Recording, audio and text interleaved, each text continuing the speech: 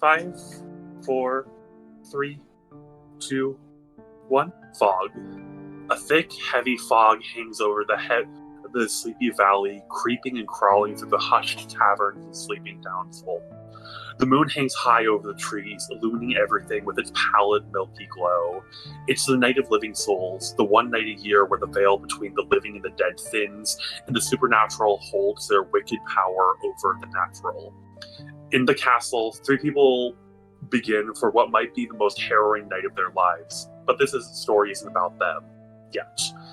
In a guard house off the edge of the castle grounds, 2 folks sit by a small campfire. A captain, rough and grizzled, and a young guard, jumping on edge. Rough night, Captain? Nothing bad yet. You should have seen us last year. I never want to see another ghoul again as long as I draw breath. The guard lets out a paranoid laugh. Fear creeps in as they listen in for every little small sound out in the wilderness. As they sit in silence, the fog begins creeping in, rolling and churning. For a moment, the young guard swears that they can see a face within the fog, but when they look again, nothing. Their mind plays tricks on them. They stare intently into the malevolent, churning mass before the captain reaches out and puts his hand on their shoulder. What is it? The captain narrows his eyes at what seems like nothing. Something's out there. I can feel it. Didn't you say that there's always something out there, though? No, this is different. A heavy boot and the clink of armor echoes out into the distance. Close. Who goes there? Silence. A second heavy step. Armor clanking. Closer. Make us aware of your presence. Who goes there? The end of the firelight stretches just far enough to the point where the tree line is cloaked in shadows, only slightly illuminated by the edge of the moon. On this night, the pallid glow only shines just enough to trick the mind or to cloak the nightmares that lurk in the shadows. Case in point, the latter, a mountain carved in the very visage of a warrior lumbers closer and closer. All they can see is a figure nearly 13 feet tall, walking closer and closer to them, no intent on stopping. Sir, there is a festival of the upper classes. You are not invited. Please, make your way out. Closer now, into the firelight, the fire reveals a man in green armor with an axe nearly as tall as him, all within striking distance. Spirits, it's him! Attack! Before he could even finish the words, the very vocal cords where the sound originated are severed, with the axe swung clear through his throat, and his head falling to the ground. Moments later, the body crumples with it too, his armor and weapon clattering loudly against the floor, and yet the guard knew the night itself would cloak the noise. No one was coming to save them. Before the word finished leaving his throat, he too fell to the blade of the knight, clad in green, bisected at the torso. Looking down at the 2 menfolk who laid before him, the Green Knight looked up at the castle in the distance and began to lumber his way closer and closer to the festivities, with one thing on his mind: retribution. Title card: The Green Knightmare. A 3, a 2, a 1. Hello, everyone, and happy Halloween from everyone here in the tavern. Hope you're having a fun, safe day. We are here for our first Halloween one-shot. We have some wonderful folks here with us today, but before we go ahead and get started, go on down, check out the towel section down below, where we have all sorts of fun tricks and treats. We have a link to our Discord server, which you can go on in to join, and we have our merch store where you can get the treats, implying that our Discord server is the trick, but it is not. It is a real functioning link to the Discord server. We are joined today by some fabulous collaborators and people from the channel. We have Blair from our upcoming series, Quiet Voices. On a scale from 1 to 10, how much do you love Halloween? I adore Halloween. I think it's one of It's the only time of year that we as queer people can feel free enough to be our full selves without being judged. So I love that. I saw a thing online where someone called Halloween Gay Christmas, and it is absolutely That's so apt. true. It's also one of the busiest seasons for drag queens. So It is. What? We have Jordan, someone who I met in college, and we worked on a very interesting show together. Very Also interesting. a cast member of the actual play podcast, The Last Colossus, which you can find on Apple Podcasts. Jordan, what is your favorite Halloween monster?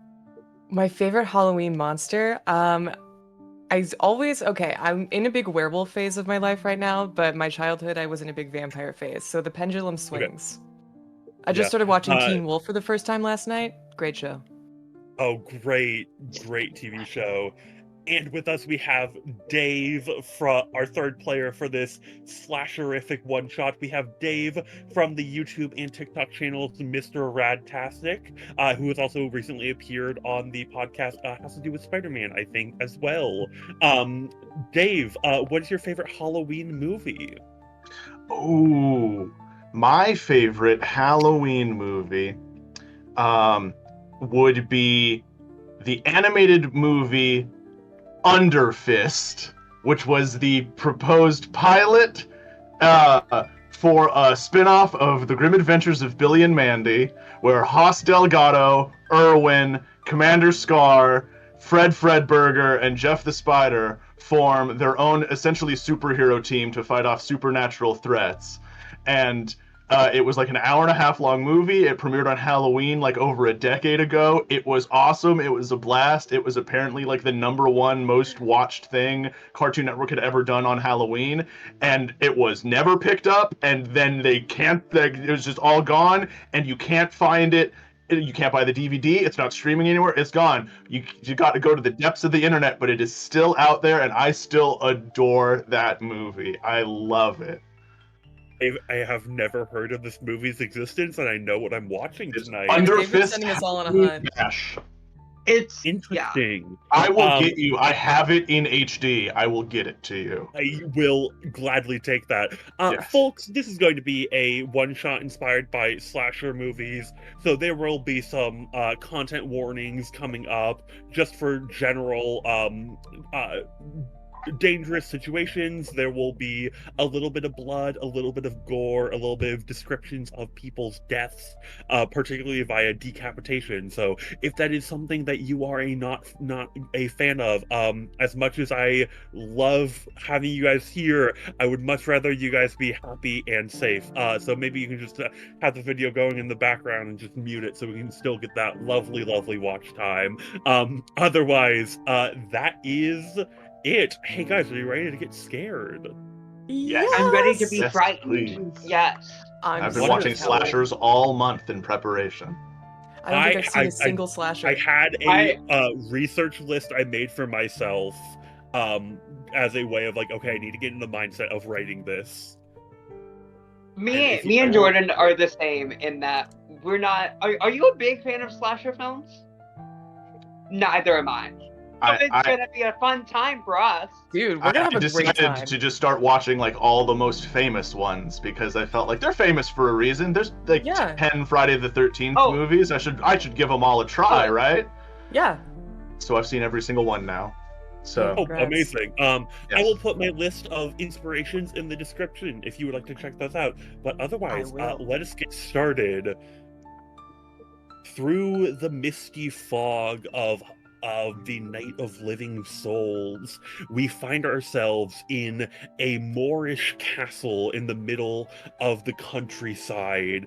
A realm of mist and fog screams up from the darkness. Tonight, of course, again, being the Night of Living Souls, a holiday in this part of the world where the realm between living and dead has thinned, where the dead are able to walk through the mist that settles over this strange part of the countryside.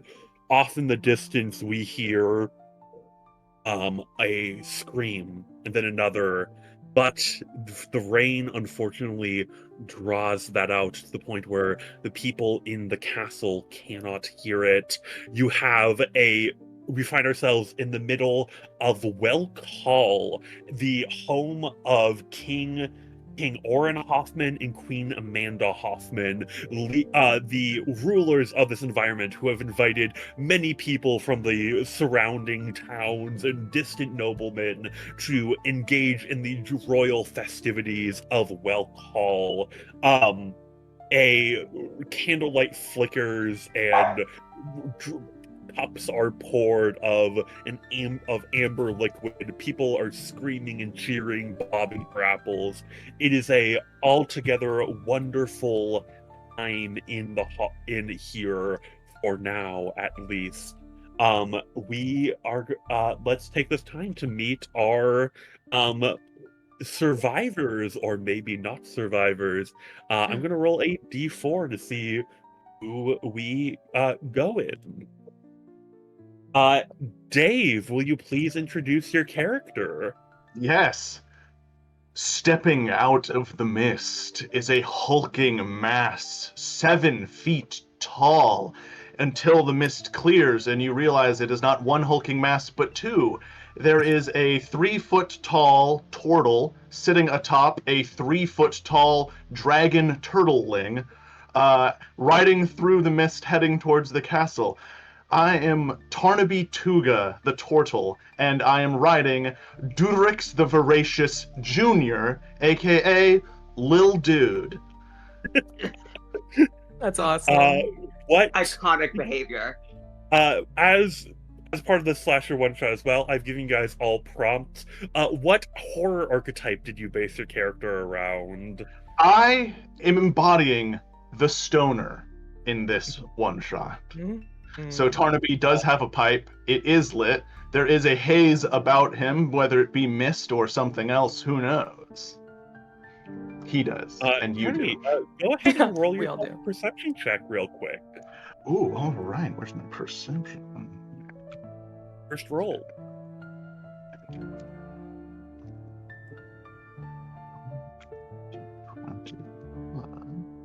This is I do Halloween. have.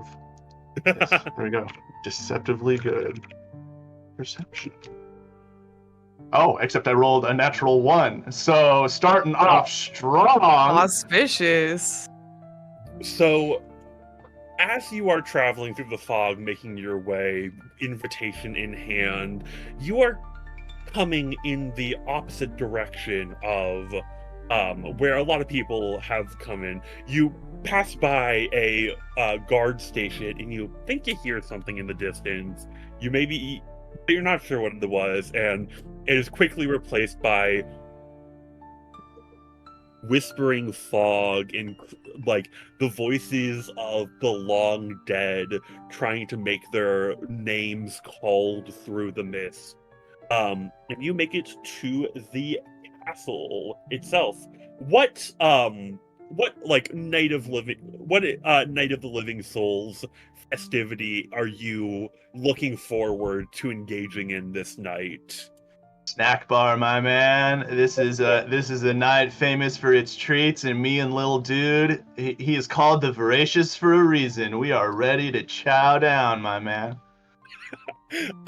Sweet. You make it into the castle and are immediately overcome, less with the smells of rot and decay that lingers in the air this evening, the striking ozone that goes right to your brain and like tickles your very soul, but in you it is immediately filled with roast meats and candied apples and all sorts of other things. You immediately find are like a cartoon character, like float on the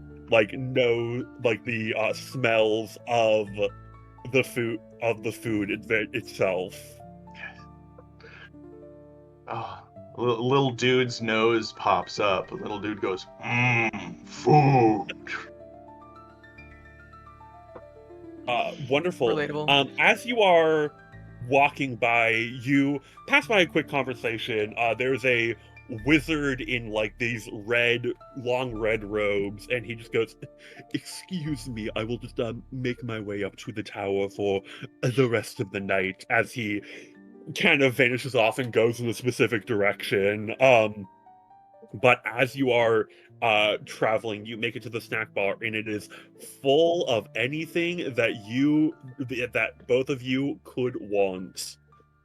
Oh yeah, so I have a plate, and very Shaggy and Scooby style, I begin constructing a horrible amalgamation of snacks in a large stack, and I keep looking at little dude for his approval, and every time I add a new thing on top, he's nodding, and I'm like, yeah, man, this is gonna be real good. And so we are in our zone, we are locked in. Yes, there's a couple of noble people who look over and are like, how did these people get an invitation? But otherwise, people pay no mind to you in this moment. Roll us another D. That is a 4. So, Jordan, where do we find your character at this moment? So we find Nikola already at the party. She's one of the queen's ladies in waitings, so she actually helped the queen get ready. So she was here from the moment that people started arriving, right where she likes to be. She's a very beautiful high elf, very tall, and loves to just like stand by the queen and watch all the goings on. Yes, you have. And what horror archetype did you base your character off of? I based Nikola off of the popular girl archetype. Wonderful. Yeah, so in this moment, you're standing next to Queen Amanda. She is like a little bit older.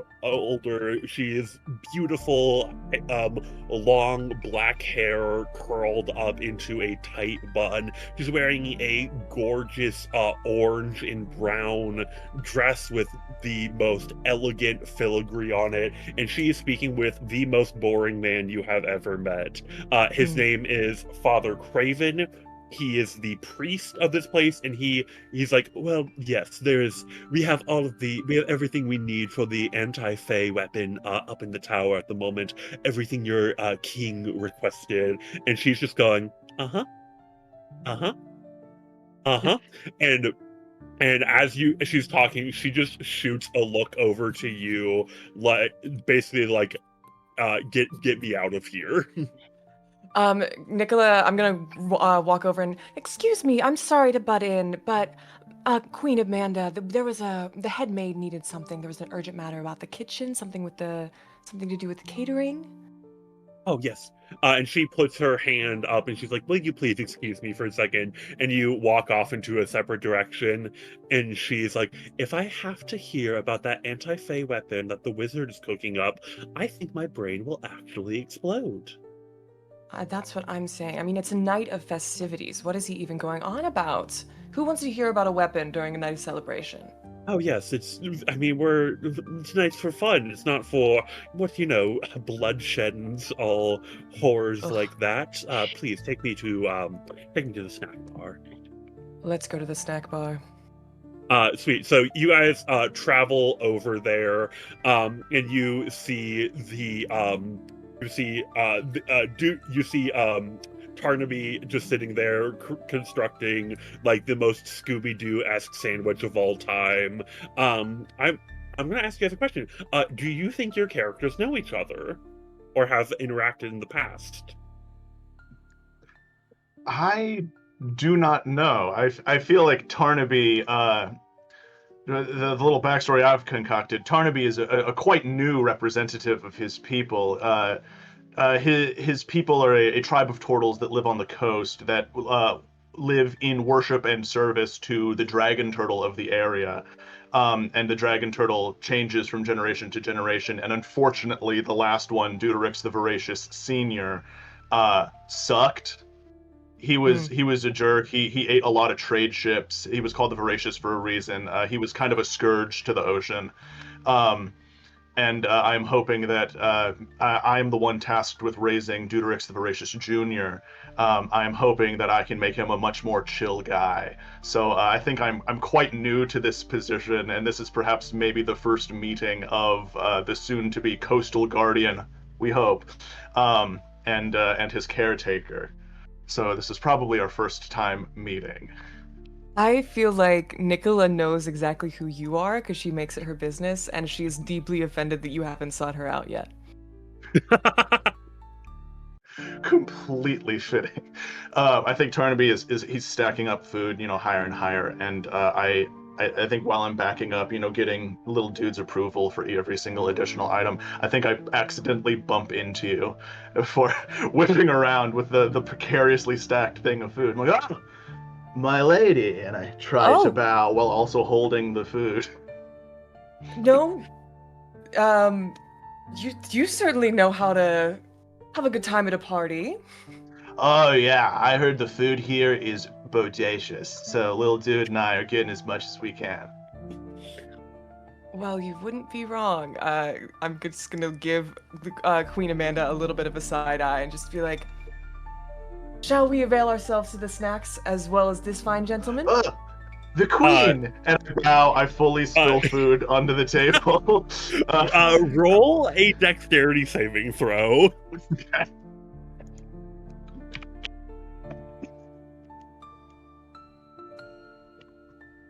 I'm obsessed. 11. You knock over a candy apple that gets onto part of her gown, and she's like, "Oh no, excuse me, Nikola. I will go to avail myself to the outer room." And she lifts up her gown and snootily walks away, leaving you here with him as well. I'm still bowed in embarrassment, like I could hear the spill. So Tarnaby is still facing the ground, which is at 3 feet tall, bent over. He's very close to the ground. And he's like, "Is it as bad as it looks, little dude?" "It's pretty bad." It's not. Wait, it's little not dude bad. can speak? Little dude can speak. Yes. However, yes, I am. So I am just I'm a Drake Warden Ranger, and so little dude is my Drake companion. And the Drake companion does have language, specifically Draconic. So if you can speak Draconic, you know what he's saying. Otherwise, this just sounds like the hissing and gurgling of a turtle. But to me, that is full-blown conversational stuff.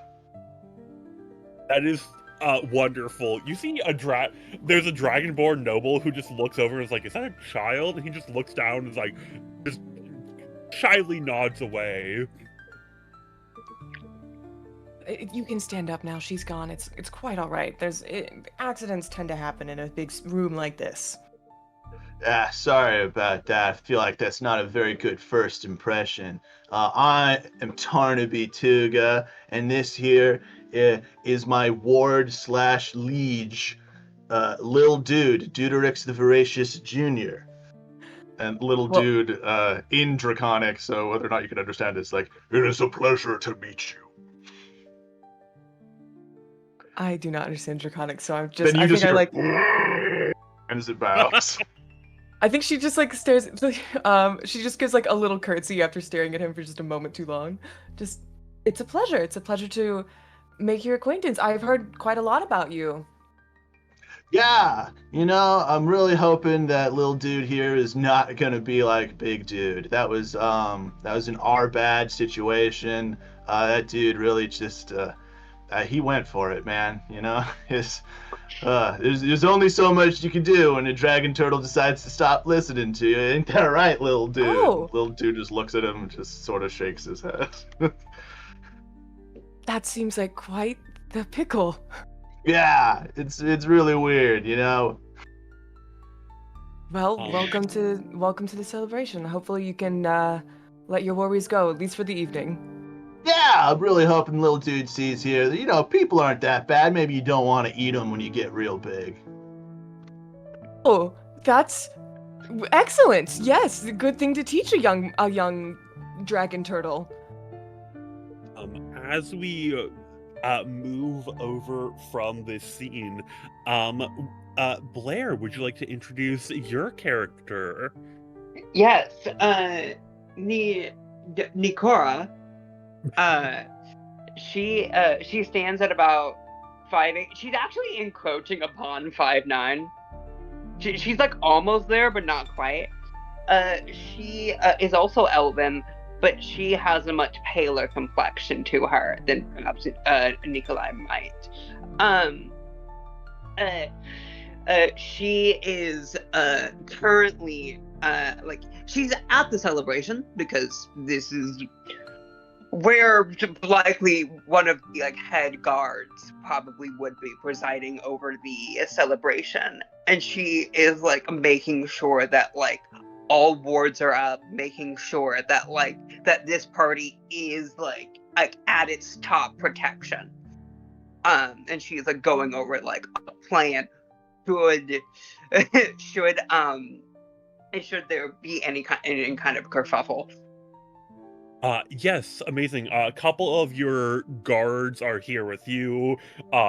Sir Hoddard, Sir England, and Sir Newell. A couple of the there's a couple that are like larger built. Hoddard is this like giant mountain of a man there, and he's just leans down and says, apparently I was talking with the court mage. Mr. Savini would like to see you at some point this night to talk to you about he has figured out something with the cold iron that he's working on, like some kind of anti-fey weapon he's developed. But yes, we've been conversing about that. I mean, like not yes. right now, but yes. sometime soon. And so Sir Newell says, I must say, sir, there's just he's been working on that for a while, hasn't he? Yes, I think for likely around a month or so. Do we think we're going to have any visitors tonight? Not that I can see. I have made sure that every guest that comes in has a detect magic waved over them, just to make sure there's no illusions coming, any sort of that thing. Also, like the cleric made it so no ghosts can get in, right? Yes, I believe I spoke with them about that. Okay, wonderful. Last year there was a dreadful thing. I didn't want to see my mother-in-law again. Yes, mother-in-laws, they are quite a thing. I have one myself. And Sir England says, hey, wait a second, some mother-in-laws are wonderful. And then Sir Newell goes, yeah, but not this one. What is Nikora? What horror trope did you base her off of? She is like the nerd. She is. Yeah, she is the person that like, she's like the person like of like the king's staffing, where like, something weird magically is going on. That's who you report to. Yeah. Well, and like Savini is more the like right, but like yeah, he's like the one who's like doing all the weird magical shit, but you're like the one who's like boots on the ground, like, if there is like some kind of magical thing you need defense from. Yes, that is more so. Wonderful. Yeah, so Sir Hoddard is like, hey guys, can we just, I'm hungry, like, can we move our posts, or like could you, he looks over to you, Nikora, and is like, can you just like get me a turkey leg or something? I will get you a turkey leg. Actually, wonderful. I can do you one better, actually. And she how far is the snack table from more here? More than 30 feet away. Okay, then Boyle. she damn it. Then she will get within 30 feet of of the table, use a mage hand, and then like take a turkey leg. She's not in the business of getting her own hands dirty. Amazing. As you walk over, because most likely, you Tarnaby has not. Because you are new, you most likely have not met Nikora. Nikola, do you think you and Nikora have had interactions in the past? Oh, absolutely. And I'm so over this mage hand bullshit. Like, we're just cordial with each other at best. Oh, yeah. Yeah. You walk over and you just see, as you are having this conversation, you see a turkey leg just float, like raise up and start moving. I think seeing a floating turkey leg in the air, I think little dude locks onto it and It's like, and starts trying to snap at it in the air. it's not like a mage hand where like I don't think I can make the mage hand like invisible. No, there's a physical like. There's a hand, and like if you like were to be someone who like is knowledgeable in the arcane, you can tell that like it's almost like a perfect casting. This hand, where you're like, why is it so organized? It's like annoyingly organized, like the runes that compile it. It's like going into someone's office and seeing everything like in a perfect like place and everything. Like nothing is out of thing. It's like, hold on, how do you have time to organize that? Yes. And also the color of her magic, if I can say, is this like beautiful, like it's almost like a perfect spectral white moonlight. Wonderful. So you see, I'm gonna roll real quick to see how much of a scene that Deuterix makes. Not one. People are like, there was a moment where he jumps up and knocks over, knocks someone over. That same like dragonborn from earlier, and there's like a couple people like gasp in like the high society, like, oh my god, this newcomer with a dragon turtle just knocked someone over. There's like a general whisperings from the crowd, which Nikola is immediately able to pick up on as someone who is in tune socially with what's going on. He's going to immediately whip around and be like, Nikora, I see that you are entertaining our guests again. Sorry, one of the gods, they just, they needed a turkey leg, and I didn't need them moving from their posts. And I see that your feet are useless as ever. You know, I'm not in the business of getting my own hands dirty, Nikolai. Well, I suppose this is the scene of where that gets us. And she's going to turn to the crowd and just like be like, all right, everybody, show's over. Keep with the dancing. You hear there's someone who makes a very loud comment of like, oh, and this is worse than the drama that happened 2 years ago here. Nothing's worse than the drama that happened 2 years ago here. And don't get me started about drama. I know what's going on with your family right now. Well, I would. How dare you? And she just like lifts her dress up in a huff and storms off. Yes. Both of you, if you would like to, roll me a history check. I would like. I'm not proficient in them, but I do have +6s to them. I got a 6 total. It's a bad. Wait, do I have a overwhelmed? Yeah. Actually, no. What'd you get? I got a 6 total. I am proficient in them. Never mind. Nikola is she's a little flustered. She's trying to make a good impression on this new guest, and then Nikora has to come over and cause drama, like always. 20, 21, And I think Tarnaby is off trying to help the Dragonborn up that little dude knocked down. Yeah. 4. Yeah. I think I got a 25. I got a 19 on the die, and I have Oh a my. 6. So you are instantly able to recall.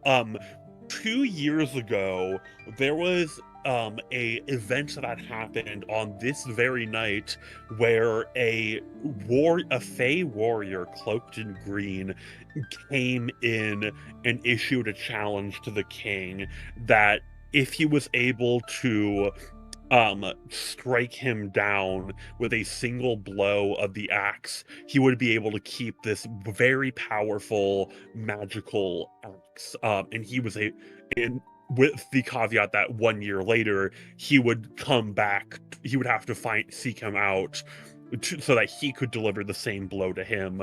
The king cut off the head of this green warrior, and then the green warrior picked up his head and said, "I will see you in 1 year."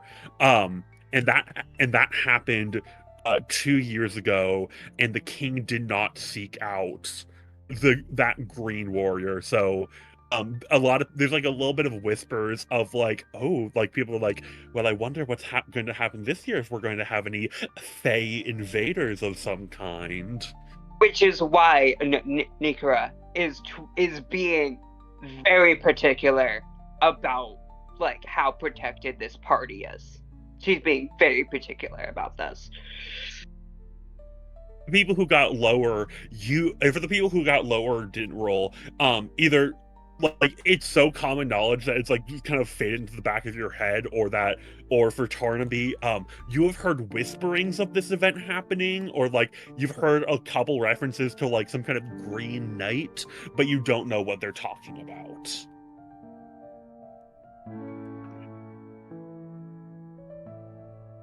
So long ago, I can't believe people are still talking about it. Excuse her, Tarnaby. She really likes to, well, as her words say, not get her hands dirty.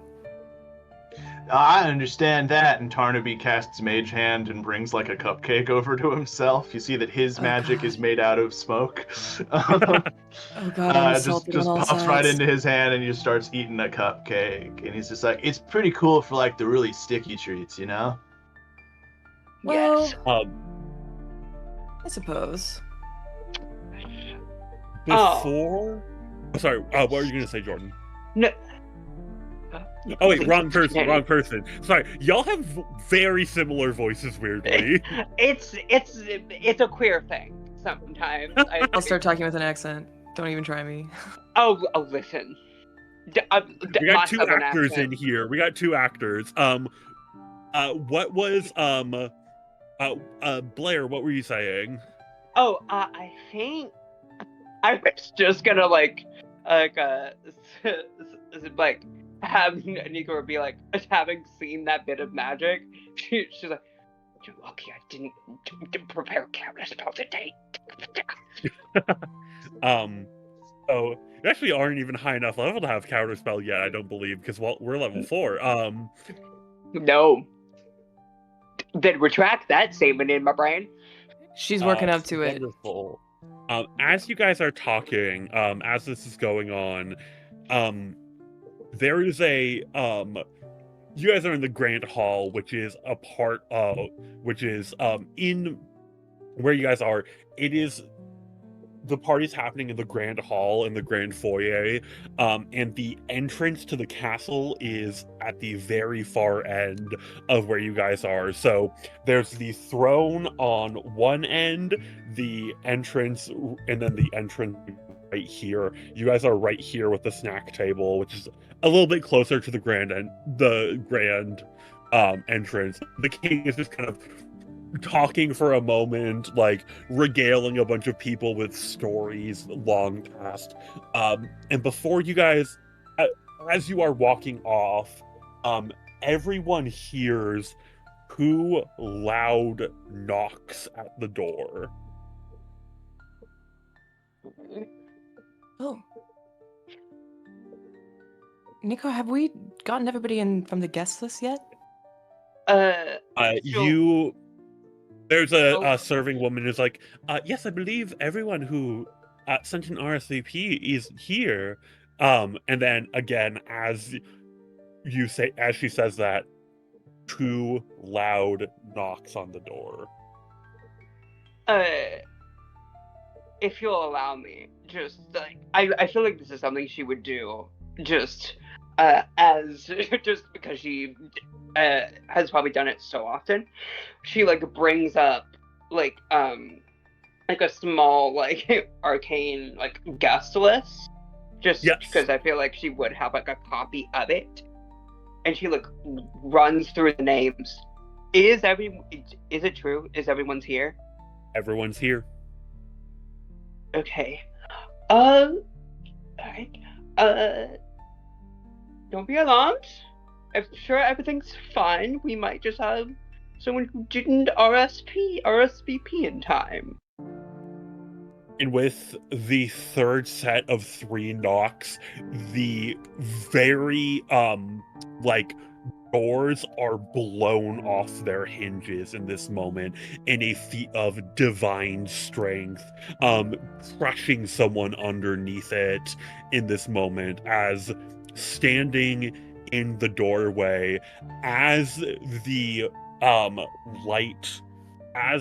doors are blown off their hinges, the cold winter Night of Living Souls air, or the crisp autumnal air that is kind of just has that little bit of like the hint of winter in the distance, that little bit of a chill, whether that be of just how cold it is, or the chill of the grave beckoning each of you closer to it. All of the in a magical sweep, all of the candlelight and torches are blown out in this single moment, so that the only illumination coming from in this room is the light of the moon that almost silhouettes this creature. And to call this a man would be an understatement. Whatever this is, it looks like he is carved out of the very wood and grass and trees. This verdant warrior standing in the hallway of in the entrance of the castle. In this moment, the king stands up from his throne and is like, "You, the verdant warrior, the Green Knight," almost with a shudder. You can see. Go ahead and roll me an Arcana check, Nikora. Anyone who else who would like to can make this as well, though. Arcana? Yes. Okay. I'm actually gonna use my Daggerheart D20. Wonderful. Oh, I did roll just because, and I got an 11 again. Wonderful. These dice are weirdly cursed for 11s. What'd you get, Jordan? I got an 8, so I'm switching my die. I also got an 8. Almost invisibly, you can see there is like what looks like a net of sigils that stand on the entrance to the doorway, and with whatever happens, this thing, as it walks through, breaks the net of sigils, and they all kind of disappear into this kind of gaseous smoke as he walks through a kind of fog-like cloud where you can almost see hands reaching out and moving around, begins to beckon into the now cavernous halls of this castle as this figure looms closer and closer towards the king. What are you all doing in this moment?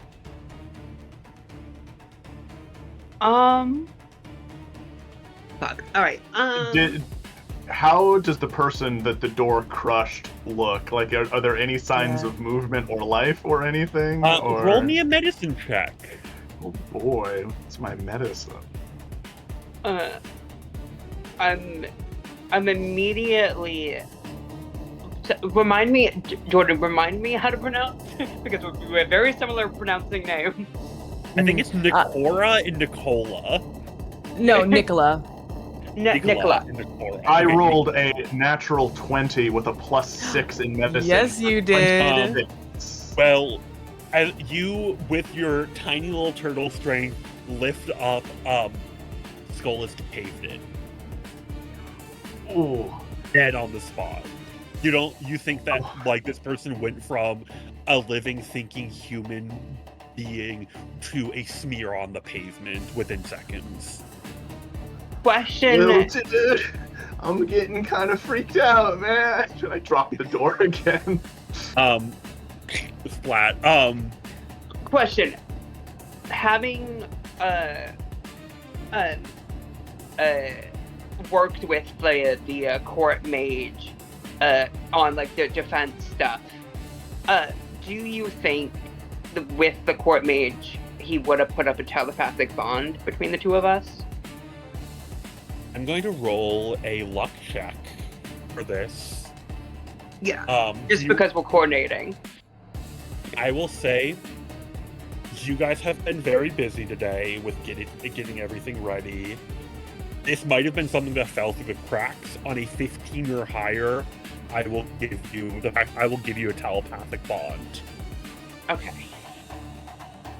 That is a 10. You do not have one. Fuck. Okay. Then Nikola, I will try to get like eye contact with her, and be like, see if you can go and grab the queen and get her like to safety. Okay, yeah, she's going to, I mean, immediately that's her instinct, of course, and so she's going to, like, scan the crowd, see if she can't see if the queen had come back yet. She's also, were we pretty close to each other, or are we across the room? You guys are, everyone is pretty close to one another right now because you guys were at the snack table. Okay. And so... Yeah, I'm just trying to be subtle about this. Yeah. Yeah. I think I'm gonna lean in and just really, really quietly be like, do you need to get a message to somebody? Yes, get a message to VC. We have a situation. Tell him that seemingly the Fey Warrior is back. As you guys are communicating, this giant of a man keeps lumbering closer, and the king just stands up and is like, I told you to be gone from here. And the Green Knight speaks up and says, we had a deal.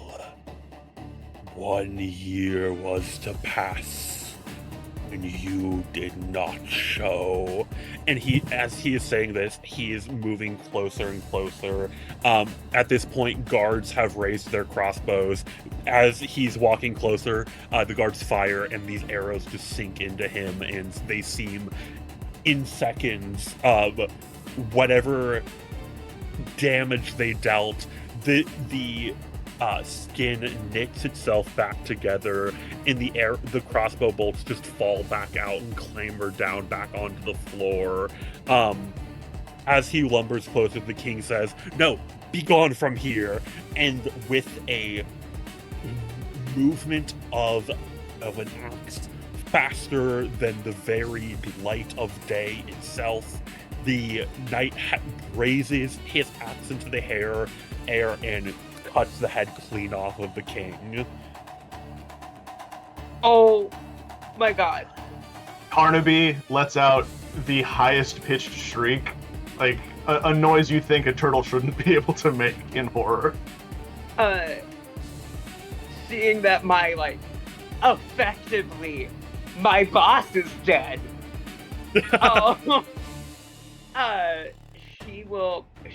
Because she has spells in the prayer, she is going to, because I believe, she is going to cast a Ray of Frost at this creature. Amazing, roll the hit. Okay. Again, with my Daggerheart D20, that's a 17 to hit. That will hit. Roll damage. Okay.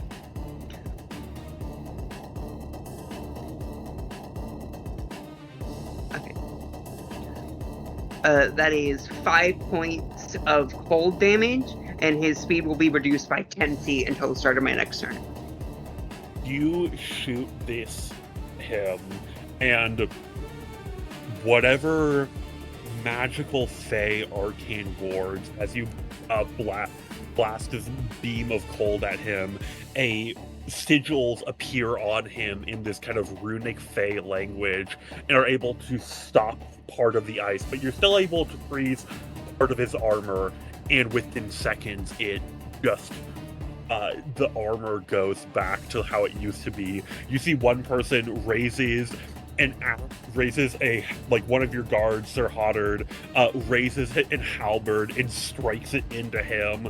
The Green Knight just looks at him, takes the halberd out of him, breaks it in half, and shoves it through his open mouth. Ooh. At this moment, everyone is panicking and running around the castle. What do you three do? I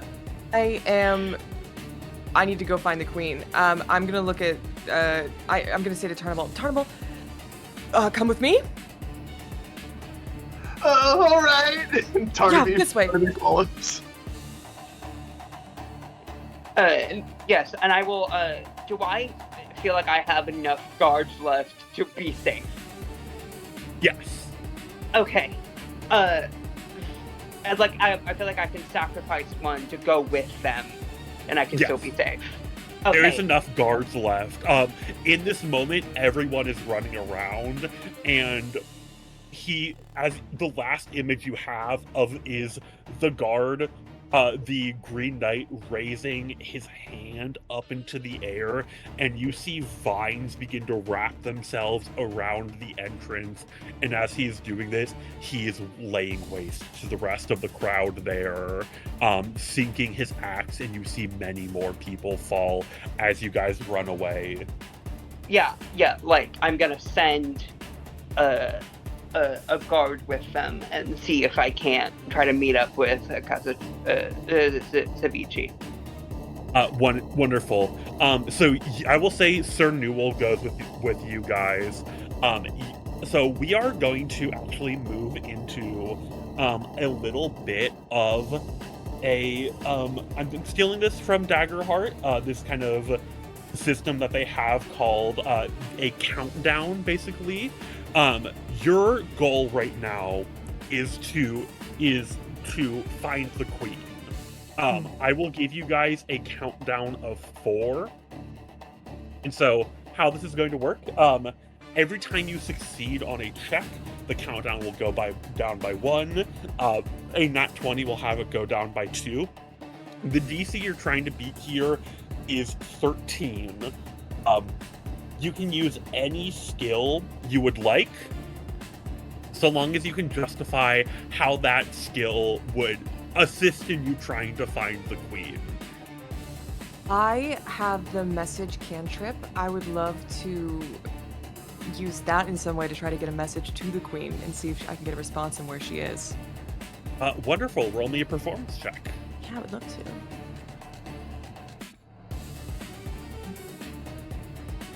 That is a 23. 23, absolutely, you succeed on this one.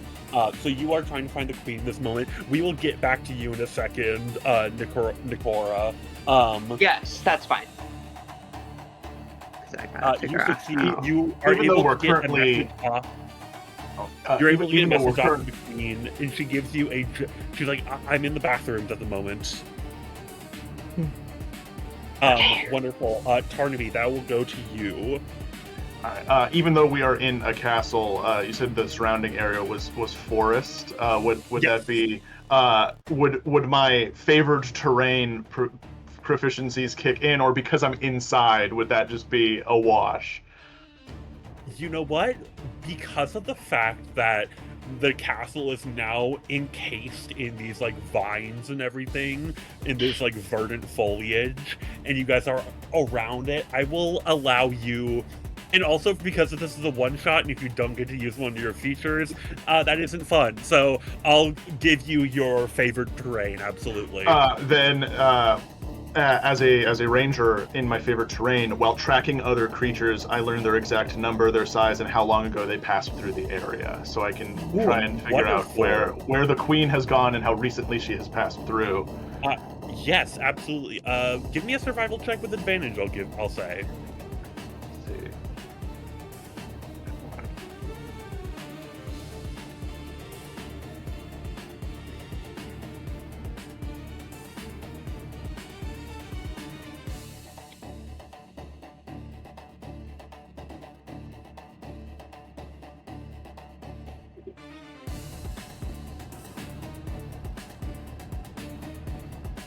Rolling at advantage, that is a 17 plus 6 in survival for 23.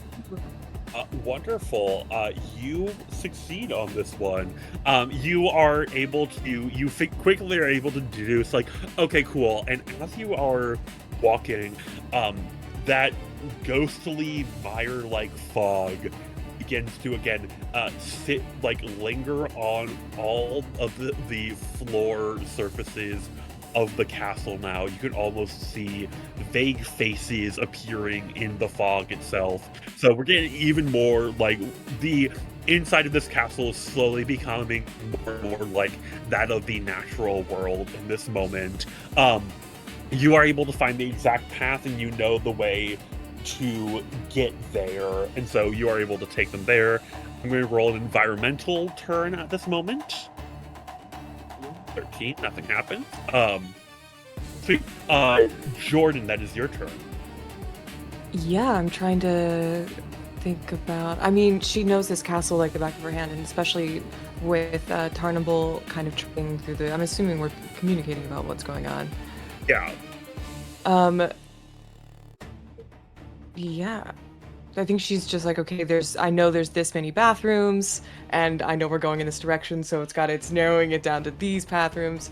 I think she's just trying to keep herself from freaking out, to be honest. It's like, mission first, gotta find the queen, not gonna deal with everything else that's going on. Yeah.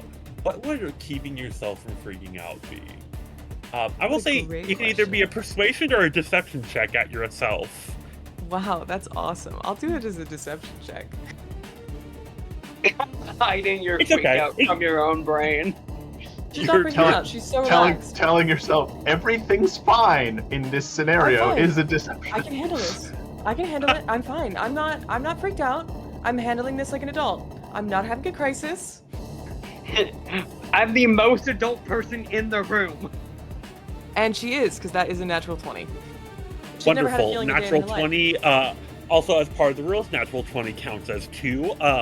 That will bring us to the end of it. You guys are able to find the queen hiding in the bathrooms. Queen Amanda, are you okay? What is going on? I've heard screaming and... I'm so sorry to be the one to tell you, but the Fey warrior of a few years ago has returned, and he decapitated your husband. She looks horrified at this moment. She's like,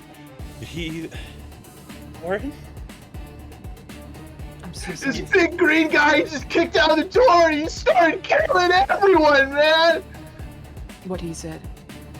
Oh my, alright.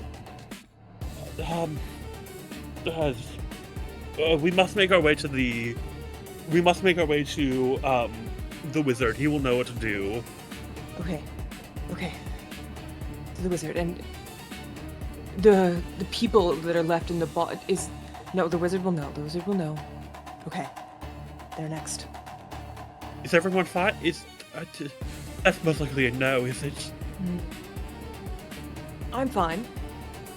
Alright. I've never been more fine a day in my life. We must stop. We must stop him. I'm freaking out, ma'am. I'm freaking out. As you guys, she stands up, dusts herself off in a moment. It's like, all right, we will. Let's find the wizard. Blair, we're gonna cut to you in this moment. As you are making your way through, similar thing, you are on your way to find the wizard. Go ahead, roll in the same way. Countdown for you as well. You can use any of your skills so long as you can justify how that is assisting you in trying to get your way to the actual wizard's tower. That is, you have to be going up there, and you know the general path there, but also the fog, this ghastly fog is settling itself, and you can see as the vines begin to go up and around the castle, you can see you see a stained glass window that is broken in a moment as the plant begins to punctures through it and begins to wrap around and begin making its way toward inside of this place as well. Okay. The only thing that I think I know how to get to him is he would likely just be keeping an eye on wards in his tower, and so I am going to cast detect magic just at first level, and I'm gonna try to follow his arcane signature to find the quickest way to him. Absolutely. Roll me an Arcana check for this. Okay. Okay. 2. That's a 13 plus 6. Okay, wonderful. You are able to find your way.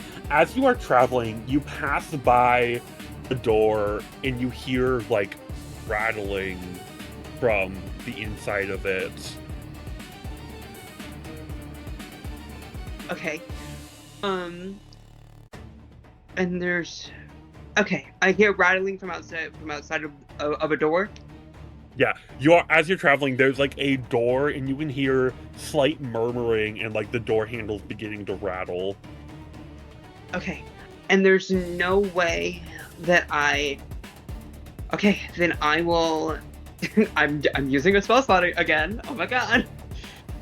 I'm gonna cast Unseen Servant.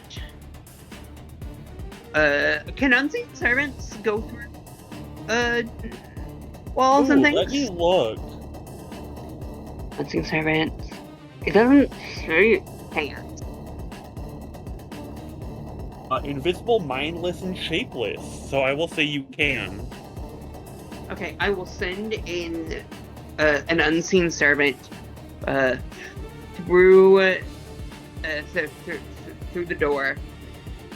Hey, also, not to backseat DM here, you can do that with Mage Hand if you don't want to expend the spell slot there. Actually, you know what? Better idea. I was like, ah! Yeah, I will use a Mage Hand and just deftly unlock the door. Everyone on the inside, everyone on the inside of the bathroom, you hear the door unlock and begin to faintly open. You man to get behind me? Carnaby screams and fires an eldritch blast at the door. Amazing. As you're standing on the outside, Nikora, the door is blown in half off of its hinges, and you see everyone else standing there. Oh god, I thought that would shut it! Okay. Oh, Nikora! You guys are reunited once again. Okay, thank God. Sorry, I did not mean to frighten you all. Okay, so Queen Amanda is safe. I haven't gotten to the wizard yet. I was following his arcane signature. Do you know anything? Sir Newell says, let's all, safety in numbers, let's not split up, let's all go together. Yes, Nikola, you had something to say? Yes, do you know anything about this Green Knight? I don't remember. God, 2 years ago was such a blur, and it was so long ago. What? Can we kill him? Am I aware of any vulnerabilities that this creature might have? Go ahead, roll me a history or a arcana check.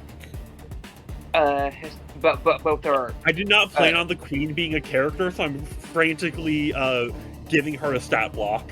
I'm so sorry. No, I love knew it. that me spilling food on her dress would save her life. Yes, dude.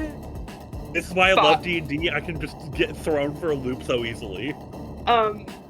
So that's a nat 1. Makes You're sense. kind of so frantic at the moment with all the stuff that's happening. You remember there being one, but you can't think of it at the moment. There's some like weird, I think, enchantment you have to put on him before you can actually start hurting him, I think. If you would like to roll as well, Jordan and Tarnaby. Yeah, I would love to. I would like to give either one of them the help action, if I can. I only got a 10. Alright, I will. I'll take that help action as a ranger. I do have some stuff to do with Fae, so I'll roll that right now. So Okay. Arcana or History? They're the same. Either Why one. am I asking? All right.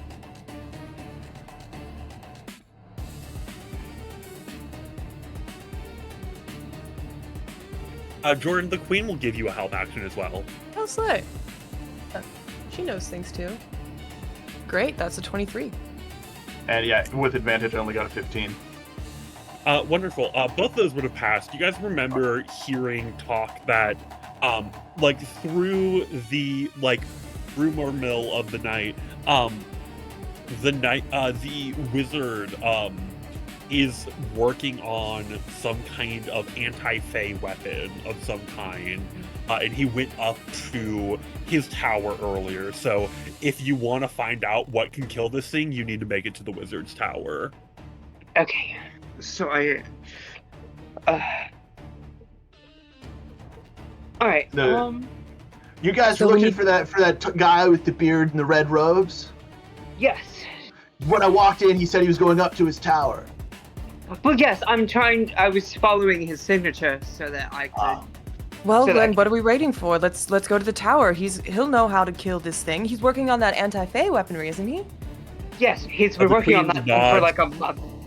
Oh, The queen No. nods, looks over, finds a knight, a statue of a suit of armor holding a weapon. She grabs a sword off of that to arm herself. And you guys, so again, similar as before, this will be another countdown. Because of how the vines and plants are growing, you see the mist is getting a little bit denser to the point where full limbs you're able to see manifesting and moving around the fog. The DC has gone up to, for each of these, you need to be a 16.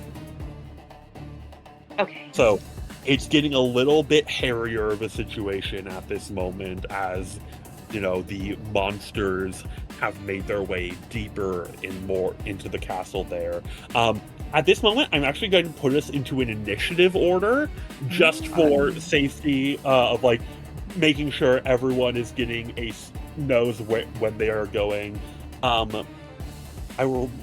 So if everyone would roll initiative, please. Okay. Unfortunately, I don't have advantage with that, but I am immune to magical sleep. So. hey, huge. I got a 5. Carnaby and Lil Dude rolled a 13. That's going to be a 13 as well for Nikora. What do you guys both got a 13? Yes. What are your dexterities? The number? Yeah. 12.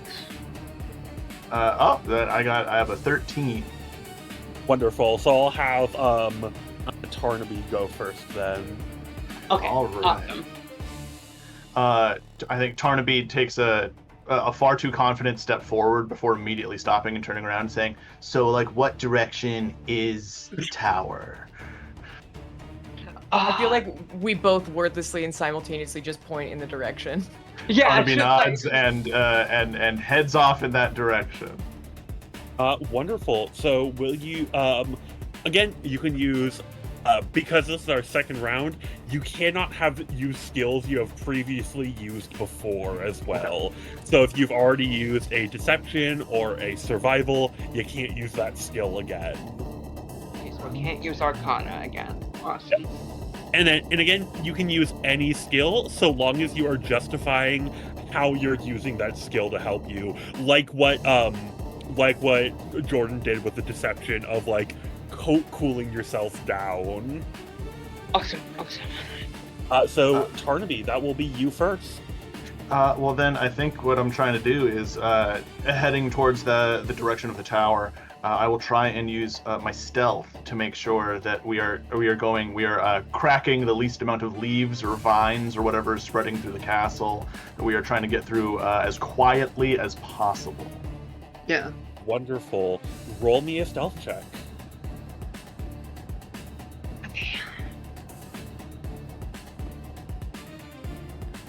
All of That us? would be a 19. You succeed on that. You're able to make your way through.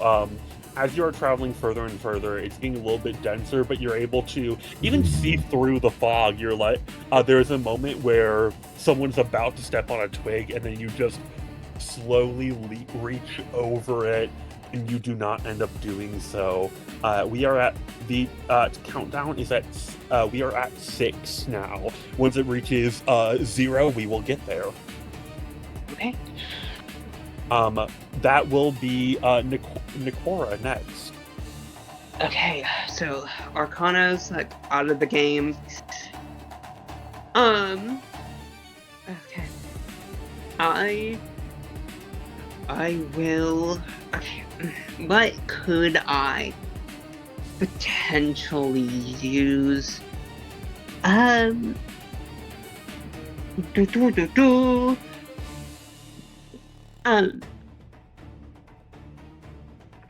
God, I'm having a mini freak out. She, God, I don't know that if there's anything that she would. No. The only thing that I think that she would know to do is just to cast light. I think the only thing that she would know to do is just cast light. Yeah. What skill are you associating with that? Well, normally it would be Arcana. Other than Arcana, what? I think honestly, it would be. It would likely be history. Wonderful. Yeah, you remember how to do that. Yeah. Yeah. Roll me a history check. And also, she knows like where like light doesn't like spill out into like other hallways, just in case the Fey Warrior is specifically coming for us. Yeah, light is also possibly a very good thing to have at the moment because, again, it is night and all of the windows are very much like all kind of covered in plants. So the only light you're getting is like those small little gaps where the moonlight is streaming through. Yeah, and she's like bringing netting of plants around the castle. She's also bringing in her own moonlight as well. Yeah. That's going to be an 9, 10, 11, 12, 13, 14. 14. That is our first failure. No. I'm gonna roll I will roll a d10 at this point. As you guys are walking through, you hear up in the distance, on the floor above you, thick, heavy footsteps that are echoing throughout the rest of the castle. Who is it? What is it? You don't know. The next person who will roll, it will be at disadvantage for them, which will be for Queen Amanda. Sorry, y'all. It's okay. We're doing our best. You're doing your best. We're gonna make it. Yeah. Queen Amanda is going to roll a survival check to try and remember how to get through the castle here. This will be at disadvantage. Also does not succeed.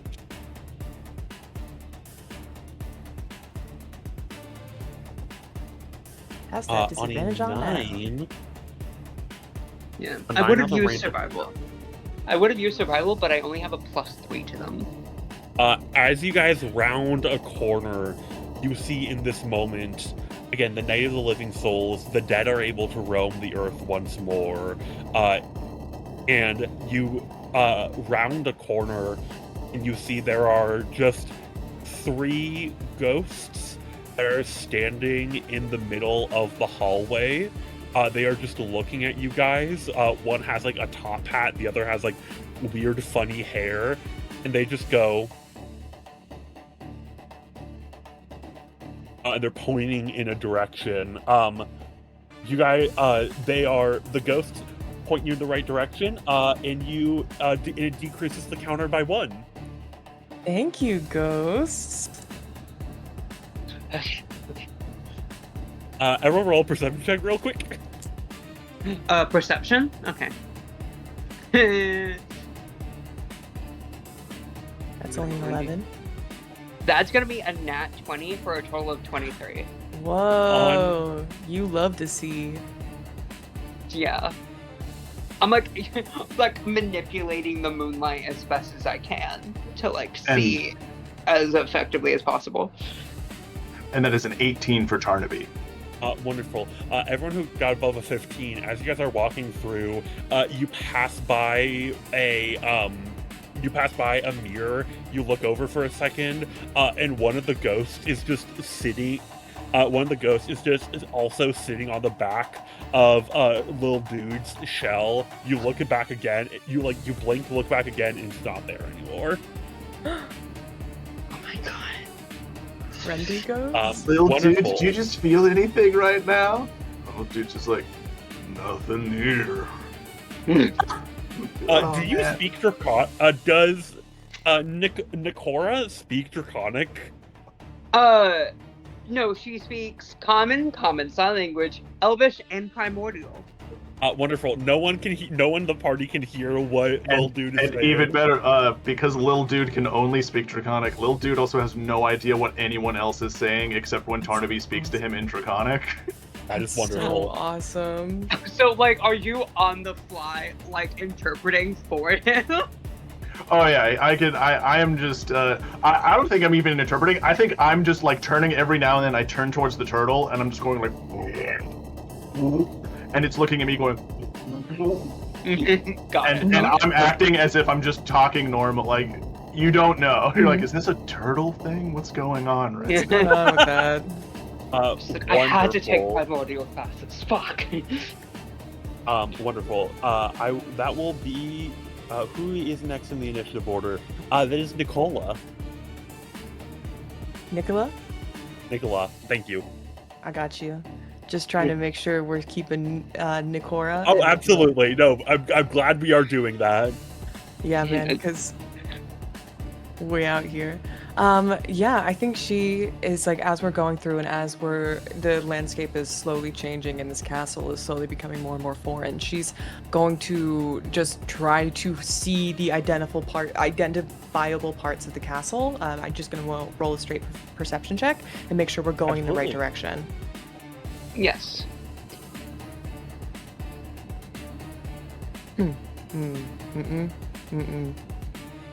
Didn't roll good, the guys. That was a bad one. Is it bad out here? It's a 7. Oh no. Wonderful. You know, sometimes when you lie to yourself so hard you can't see. This will be a roll. As you guys are walking through, traveling, you don't exactly see it in the smoke for a second. One of you, I will say, it is Nikora. Your body kicks against something. I look where that sensation came from. You can't exactly see what it is, but it's something heavy. But it does, it's heavy, but like it kind of has a little bit of pushback almost, like something big and like metal, and it's underneath the fog.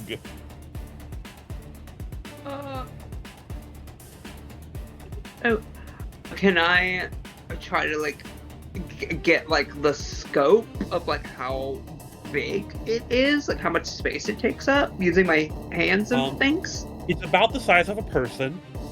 And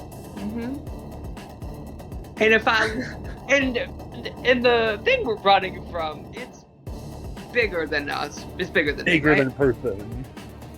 And D&D wise, this he is a size large creature. He is about 15 feet tall. I look up. Fuck, I don't have a way to, I think she just on instinct would cast friends. There is, I think you would need a target. There is no target up there. I mean, the spell fizzles off into the distance, like a grappling hook that misses where it's trying to find purpose. There's just some kind of a human-shaped thing underneath the fog here. Hey guys. Nikora, is there an issue?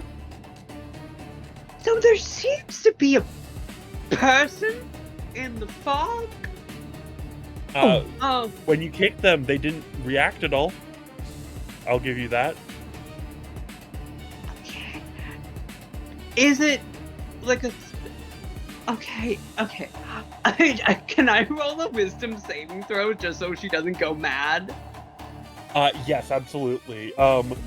Sir Newell will cautiously go over and lift it up a little bit, and you find the decapitated body of Sir England. Okay, that's a 14 on. That's a 14 on a wisdom save.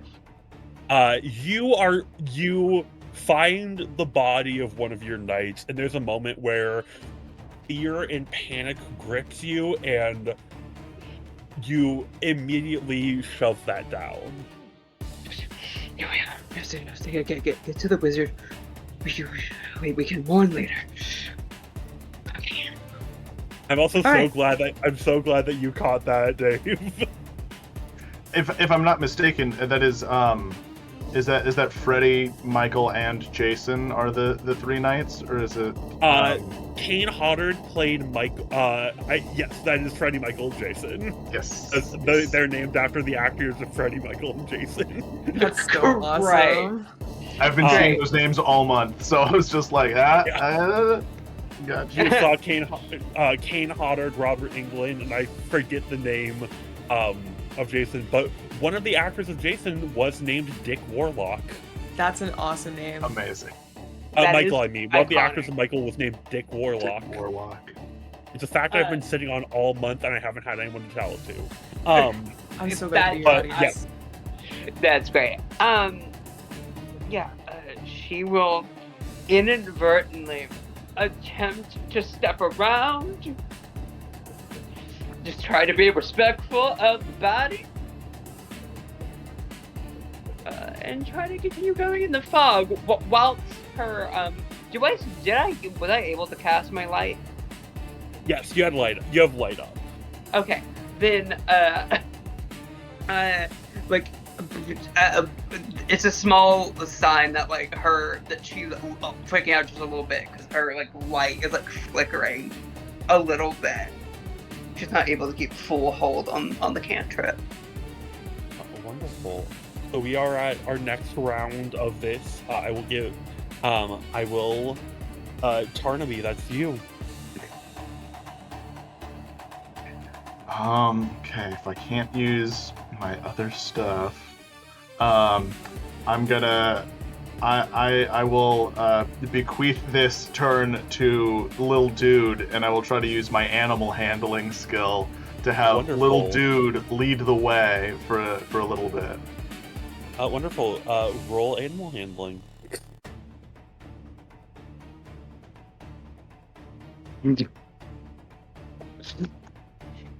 Natural 1. So 7 total, but yeah. Too freaked out. Too tough. Too freaked out, man. Too freaked out. This is rough. I was panicking, and so I had Little Dude lead the way, and I'm not entirely sure I've told him exactly what we're trying to do. He's just wandering Look wonderful. As you are, panic grips you for a moment here. The three of you are traveling. There's a patch where the green has made it through the wall, and it is kind of like there is a full moment here where it's like very hard to move, where the very floor is covered in that green. As you are walking, you step on a twig of some kind, and that snap echoes throughout the entire chamber as you begin to move, and as you begin to stand up, one arm reaches up out of the green as there's these kind of, as the entire area, these buds of these flowers begin to glow with green. As standing up from there, the knight shows up for a second. We are going to move from the lumbering and moving less like a person and more like a force of nature, not a man, but an earthquake made manifest. He stands, every move, every bit beginning to shake the ground. We are going to move from this into a classic slasher chase sequence here. Oh boy! So, Oh no! the game has changed here. We will move. It will be if you fail a roll instead of causing something, the creature will get to make one of his attacks here. So we have moved from actively exploring, and now everyone is running for their lives. So that will be Nikora, your turn. You may use one of your skills or an action of some kind. She fully, being someone who is versed in war and battle, is going to, she is going to, can I move and an action in this instance? I will say, do not worry about the moving aspect of it. I'm just, for the cinematic aspect of it, that's what's happening. You can either use an action of some kind and make a roll with that, or you can use a skill. So like, for example, if you would make an attack, if you got over a 16, that would count on a success for the for the clock. It's just that the clock is now taking in the fact that the creature is chasing you. I'm assuming that everyone is already running for their lives at this point. True. Then I'm still gonna do what I was gonna do. She is going to, right when she realized it was about to come for them, she casted a shocking grasp. Wonderful. Roll to hit. Rolling to hit. That's going to be 10, 11, 12, 13. Actually, roll to hit with advantage. Oh, advantage? Wait, hold up. Well, let me figure out what the first one is. Yep. Well, figure out what the first one is too. Yeah. Hold on. That first one was a 16. And then... that would be a 15. I'll take the 16. Wonderful. That succeeds. You are able to shock the creature as its hand reaches up and begins pulling itself out of the very plant matter itself. It is casting Tree Stride in this moment. It heard you, and because there is a sense of, as you can it was able to sense where people were walking if they stepped on the grass itself, and so it now heard that and is like the Sadako from the Ring is pulling itself out of the grass like her from the TV. You, as it's doing that, you grab onto its arm, shock it, you freeze it for a moment, and everyone begins bolting down the town. Yeah. You are now at the countdown is at 4 now. That is going to go to Queen Amanda. Yes. Okay. So, y'all, I forgot that rolling dice mean doing actual math. You are so fair. We all do our best. That is a nat 1 for the Queen. Okay. Amanda! Hold on, I gotta get a portable charging thing. My bestie! She begins to run, and let me roll creature's attack. The attack on her, that is going to hit.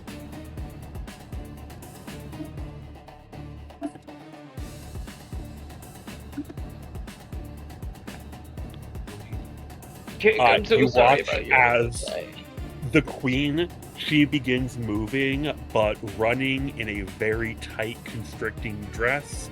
She immediately trips and falls on the ground. The creature, now having pulled itself out, raises its axe, and as he moves his blade, the Queen is no more.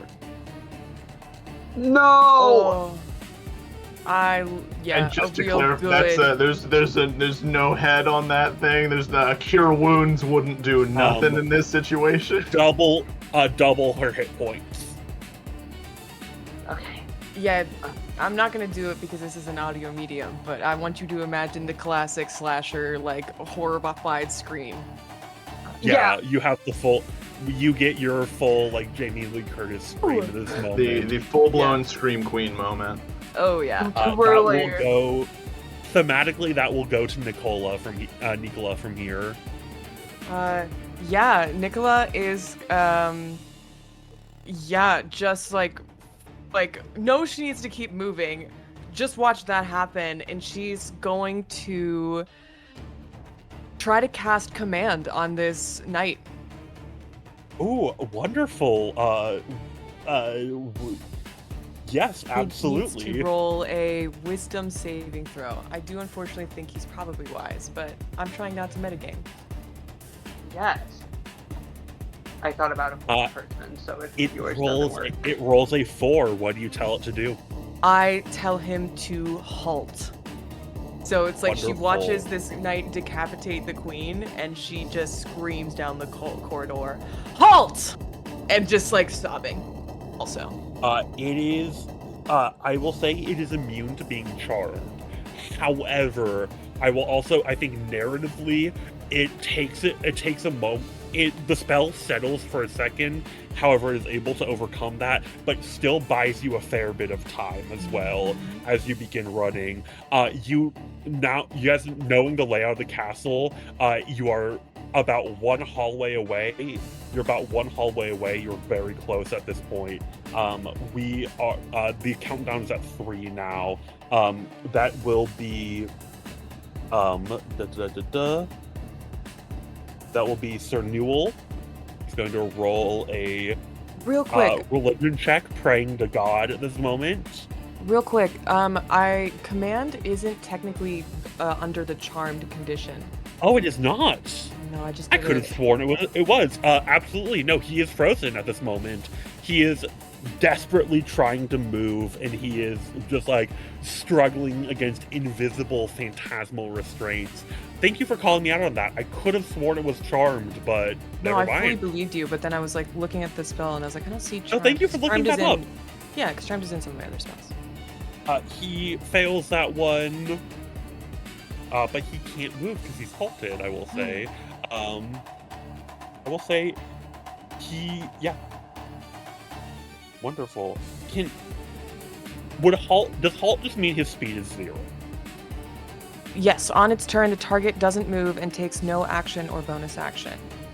Sweet. Okay, it is frozen for the moment. It cannot attack, even though he failed there. Wonderful. That will go. That will go to Sir Newell. He failed.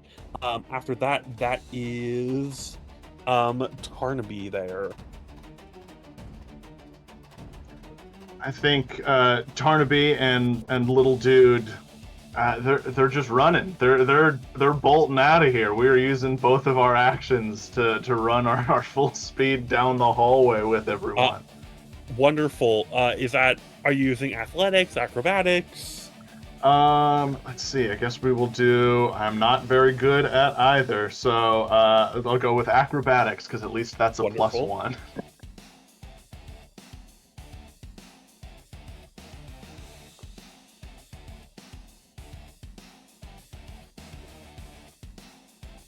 Hey, I'm back. I'm sorry, And that is just a 7. Again, rolled a 6 on the die with a +1. D10 here. 8.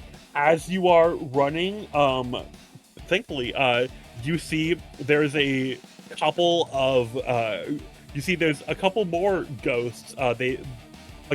Those same 3 ghosts just go, and they are pointing you in the right direction. All right. I love these guys. Even though you failed, you did bring the counter down by 1. We are now at 2. You guys are down the hallway, almost at the door. Okay. That will go to Nikora. No, Nikola. Yeah. What? No, Nikora. Oh, Yeah. Nikola. Ah! Wait a second. I'll go It's to Blair. Nikola. It's Nikola and Nikora. Nikora. Oh man, yeah. this is. Think Who's like on Nick. first? Think like Nicholas. Nick. Gotcha. Thank you. Okay. I think the only thing, actually, yeah, you said we're within arm's reach of it. Okay. Then the thing that she will do, is just behind her throw a ray of enfeeblement. Wonderful. What does that spell do? A black beam of enervating energy springs from her finger toward a creature within range. On a hit, the target deals only half damage with weapon attacks that use strength. Wonderful. Roll the hit. I would like to roll the hit.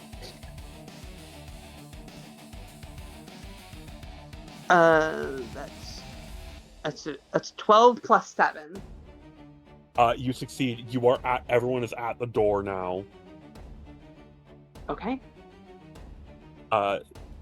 We are the last person, Nikola. So Yes. close. What is the skill check? The skill you're making here? Me? Yes. Okay, my camera glitched for like 2 seconds, so I missed a little chunk right after my last turn. Is the knight still at the end of the hallway? What's the lay of the land?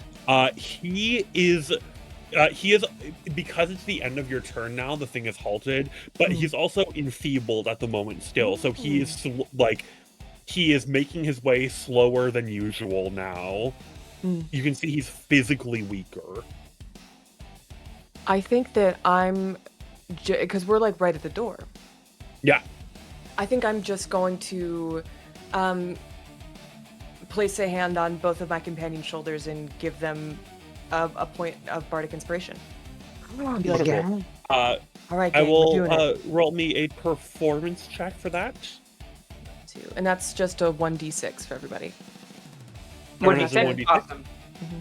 And that Just is for the only mechanics of the thing, we're only a performance check. that is a 15. Wonderful. Because of the thing, him being enfeebled, you inspire your companions, throw open the door, and you guys make it in there to the wizard's tower. There is a short spiral staircase you guys have to climb up, but you throw yourself into the tower. Having slammed the door, everyone making it in, the door is shut. There's a lock that you've put on it, and you can hear the ungodly powerful slams against the door. But with the enfeeblement charm on him, it is not as strong as it would have been. You hear the name of a you hear the words of the wizard being like, who's there?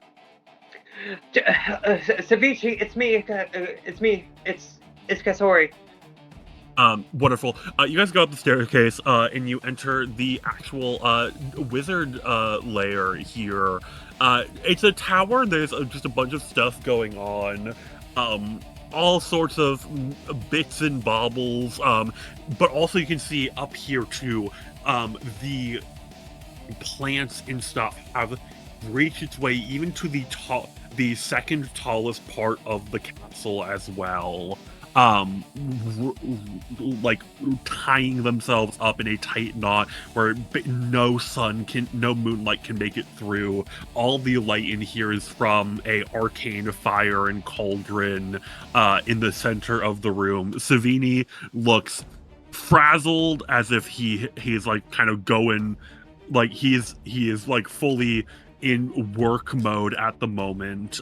Anyone can make me if you would like, anyone can make me a perception or arcana check. Would love to give you a perception check. How's my perception? I'll do Arcana. That is a 19 for Nikola. 19. Okay. And She that is walks a in. 15 for Tarnaby. It's like her habit. Every time she walks into a room, she's got a clock, everybody's fits, everybody's hair, who's looking busted today. She's got to know. And so it's just like on instinct, she walks into a new space and it's like, I got to know what's going on. How's the interior design? Is it messy? Absolutely. There's dust over there. 23. Wonderful. You guys look over, and there seems to be a collection of weapons on the table. You can see, though, from the looks of the room, like 19, and you're thinking of like, oh, this place is obviously in the midst of like they're working on something, in the same way like your room often can look when you're in the middle of like cleaning it or in the middle of a project. There's a bunch of stuff laying around. There's a bunch of books, and on a 23, Yeah, 23 for Arcana. 23 Arcana, absolutely.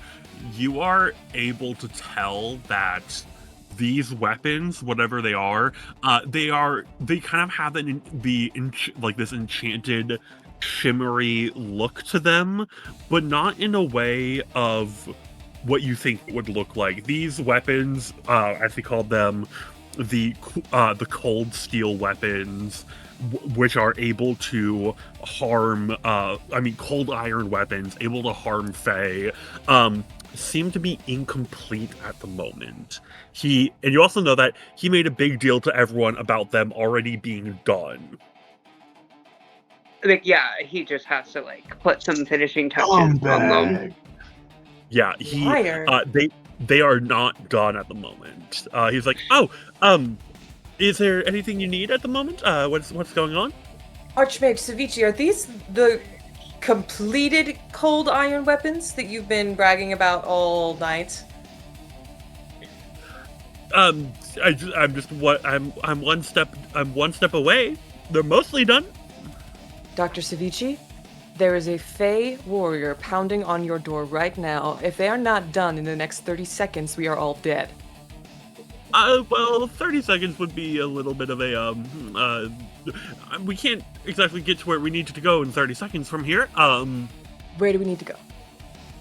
The last part of the ritual is that they need to be bathed in the moonlight of the tallest tower of the castle. Okay. Are we in the tallest You guys tower? have a tower taller than this one? Oh yes, it's the views from there. Actually, are quite breathtaking. no. Yeah, it's actually where my offices are.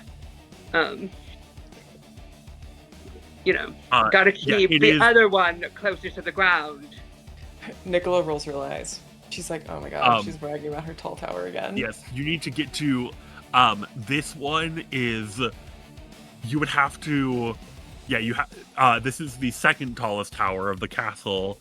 He seemed to have gotten them all bundled up. There's a bunch of different ones. There's a collection of arrows, there's a couple swords, there's staves made out of cold steel, there's rapiers, mechanically, above the board, whatever weapon you use, there's surprisingly one of that there. Whoa! Surprising. What a coincidence!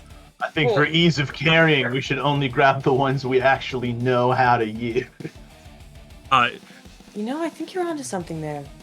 Honestly, Newell raises his voice for a second. It's the only problem there is that there's a little bit. I mean, he's at the door at the moment. yes. All right. Tarnaby crouches down, and in the middle of the room, Tarnaby begins casting. It takes 1 minute to cast the snare spell. Okay. Oh, what does that do? So while casting the spell using a cord or a rope, I create a 5-foot radius circle on a flat surface within reach. And when it is done, it is a nearly invisible trap that requires a successful intelligence or investigation check made to be seen. And it triggers when a small or larger creature moves onto the area. It is a snare. It will scoop and pull him up into the air unless he succeeds on a dexterity saving throw. Oh, wonderful. You see Newell speaks up, so the plan is to let him in and then trap him, we go out? I mean, I would love if we didn't have to let this guy in, but I think you can hear the banging on the door. I'm not entirely sure it's up to us. The banging stopped. If he stops... Is your teleport circle not working? Oh, that has been inoperable for a couple weeks now. I put in a work order for that. Archmage Savici. If the Green Knightmare is not trying to break down the door no more, I do not want to be cast in the snare. Okay. I suppose I could put a hold person on him should he enter. As you realize, oh hey, he's not breaking down the door anymore, and you guys have all collected your cold iron weapons, you see one of the windows that has the green kind of the green on it.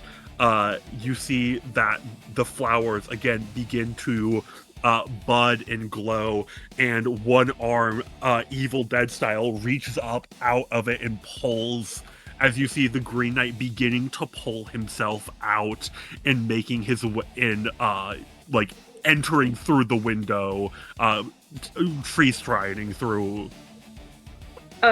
Folks, time to go! Alright! Yeah. I hop on top of Little Dude, because Little Dude is actually faster than me, so Little Dude can run. Yeah. Wonderful. I will mid-running, I will throw a hold person on him, if he counts as a person. I will say hold person. Ooh, wait, because he is Fey. Hold on. I need to He does look up take a humanoid form. I just need to see what is the difference between hold person and hold monster here. Okay, hold both. He is humanoid. I will allow that. So you let me roll a saving throw. What is that again? So wisdom 14.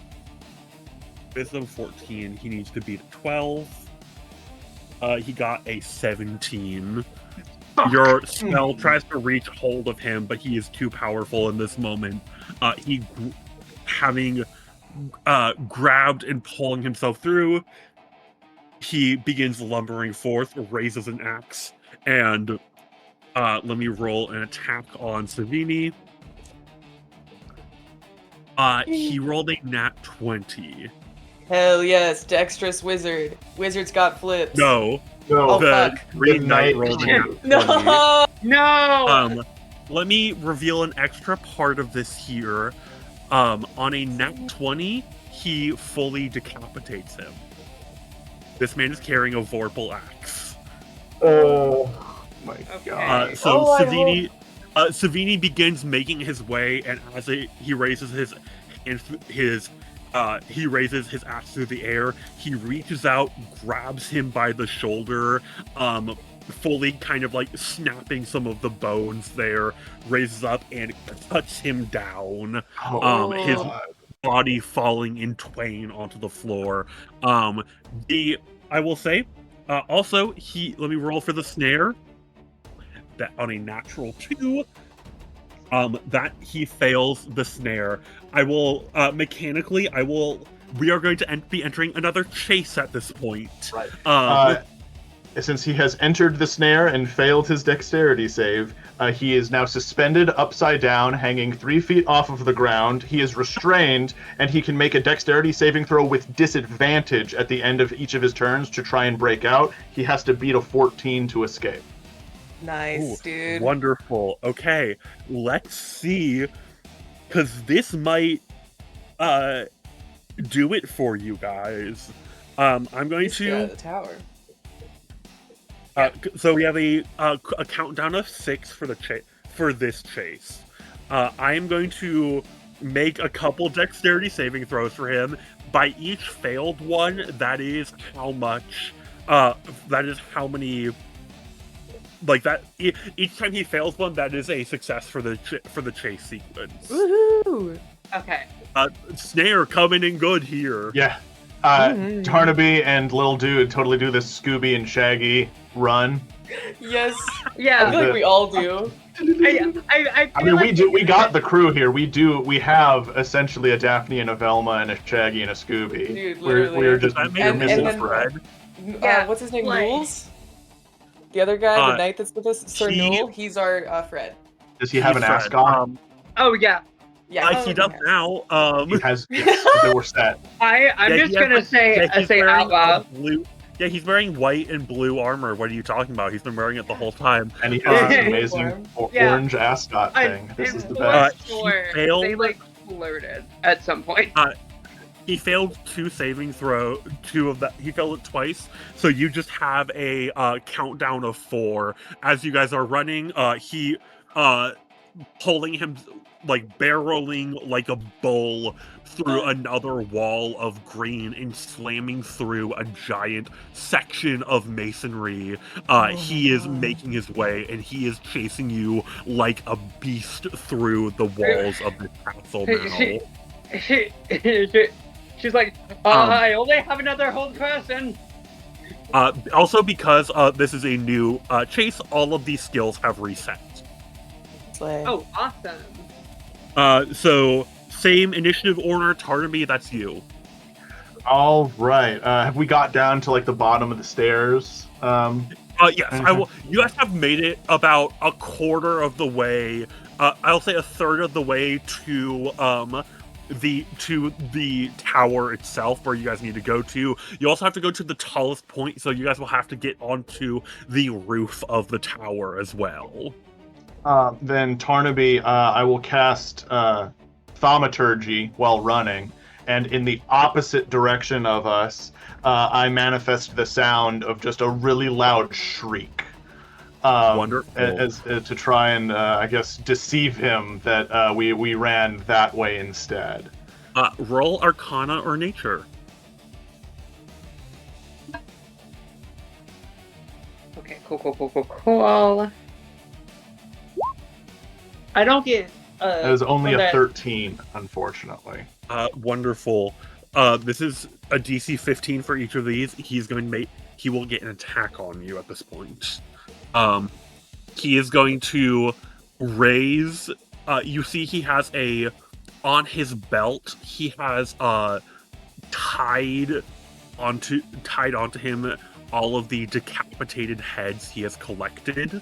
And he is going to raise one of those, and as it alights in green, ethereal fairy flame, will throw a burning skull at you. Don't forget that you have that 1d6 of Bardic if you need it. Yeah. Oh, absolutely! You could use that Bardic, and if you roll a 1 or 2, you succeed. Also, I would like to roll. I would like to use that Bardic on that. Wonderful. In that case, Yeah. I rolled a Also 5. Okay, Turn amazing. 18. You succeed on that, and you do not get Headless Horseman. Woo! I love Headless Horseman as a verb. Oh, thank you. Yeah. Nikora. She is literally going to there's not a lot that I can do currently. I think what she is literally going to have to do is she is gonna like, this tower is where her offices are. Yes. She knows how to get there. So she is going to use survival. Wonderful. Roll to hit. Roll a survival. Yeah, I've been mostly rolling to his. It's fine. That's a 15 plus 3. That succeeds. You know the direction in which you are going. You are about 2 hallways away at this point. Okay.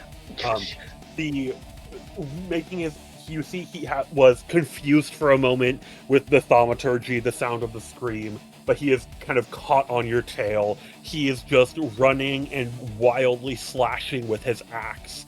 None of these are hitting, but you know that if you fall too too far behind, your death will come soon enough. That is the countdown is now at 2. Nikola, that's you. Yeah. I'm trying to decide. So I don't want to do command again. That feels boring. Yeah, and we don't get spell slots back as a part of that skill resurface. Okay. No. It's not like a short rest. This is just like mechanically like a 3rd edition style skill challenge, but with a new coat of paint on it. Can I do damage to this knight? Can I try absolutely, to do damage you can to this roll the knight? hit as a way of trying to stun him for a moment. Yeah, I would love to cast Heat Metal on his axe to try to get him to either drop it or take damage. Oh my god, absolutely, you may. Okay. What does he need to roll? I believe it's Constitution, correct? I believe it is a Constitution, yeah. All right. Okay. He might be a little beefy boy. He is a little beefy, but... It said if the creature is holding or wearing the object and takes damage from it, the creature must succeed on a Constitution saving throw or drop the object. So does that mean I have to roll an attack roll first? Nope. It just if he fails, if he fails, he fails. He rolled and you're going for the axe or the armor? Let's go with the axe for now. I don't want him to be decapitating these people. Amazing. He drops it. You heat it up, and he drops it, and he drops the axe there. And he's also roll the 2d6. Yep, it's just 4 damage. What Wonderful. does you casting that spell look like? It's a lot of her spell work is very like mockery based. And so it's just like, it's like vibes. It's like the flick of the wrist. And so she's running and she like looks over her shoulder and she goes, "Drop that." You are able, as a bard, to command with your very voice, command the laws of nature. And so, as you say, "Drop that," the axe itself heats up to make that happen. You see, he drops it, and then he he begins running for a second. He realizes that he does it, and then he doubles back a little bit. You have I will count that as a success. That will go to Sir Newell. Yeah. Sir Newell, a fling I had once, you know. That was Just a catch. 2. No, sir. It always happens with the flings. They always disappoint you. Okay, so he's now going to make a attack roll on Sir Newell. That misses. You see, he raises with his hand. He raises up the skull of Sir England and throws it at him, and it goes a little bit wide and misses just by a hair. His armor, his perfect orange ascot, is just slightly burned a little bit by the fairy fire. God, imagine the psychological damage though of being attacked with one of your like coworkers' skulls. Oh yeah. Yes. Wonderful. That will go back to Tarnaby. You guys are at the door at the moment. You just need one more success. Then Tarnaby will whip around. His eyes will crackle blue. And I will cast Witch Bolt at the knight and fire a bolt of lightning at him. Wonderful. Roll to hit. Come on. That is a 15 plus 6, 21 to hit. Absolutely. Go! With that, you with the smoke like lightning you shoot, you are able to stun him enough for the moment for one of you to quickly open the door and shove your way through. You are in your office at the moment. I don't think anyone's been hit at this point or has taken any damage. Don't think so. No, we've been good about that. Just in case, I did 11 lightning damage to him. Wonderful. And then to be a cocky piece of shit, since I'm riding Little Dude, I don't have to use my action to move. Little Dude gets to use his, so I can use my bonus action to command him to move, which means every 6 seconds, for the next minute, I can do another D12 lightning damage on the knight until I'm done. Wonderful. Yes. I love Witch Bolt. Sweet. Yeah. How many? It's 10 rounds in a minute, right? 10 rounds, so 9 more rounds. Go ahead and roll me 10d12. Damn. And subtract But also, 100 from that makes me really worried And about subtract the amount what? of. and subtract 100. Subtract 100 from 10d12. Oh boy. I rolled negative 22. Perfect. Okay. Wonderful. Thanks for letting me know. Just a little surprise tool that'll help us later. What you were saying something, Jordan? Oh no, I was just saying it had me really concerned that you were having him roll 10d12 about the amount of hit points this guy had, but then you followed it up with the subtract 100, so then I shut the fuck up. Presumably he's healed 22 hit points as I've been shocking him. The lightning damage. It gives him the adrenaline burst he needs. I've seen Friday the 13th Part 5. That is what brought Jason back, and then also in Part 8, I think, if I'm getting the numbers right. Makes those fast muscle twitches happen faster. Yeah. I do have an idea for something that we can do should he show up again. We're all ears. Well, here's the thing. You made it to the office, but he is still like on your tail. You need. All right. I will give you like 1 free round to do whatever you need to do in your office. All right. But you need to get on your roof as soon as possible to finish up the enchantments on these things so you can kill him. Okay. Nikora, Yes. Nikora, you know how to finish the enchantment without Archmage Savini, correct? Yes. We've been discussing how this ritual will work. Yes, I know very well. The What last can we do? step of it is bathing it in the moonlight of the tallest tower.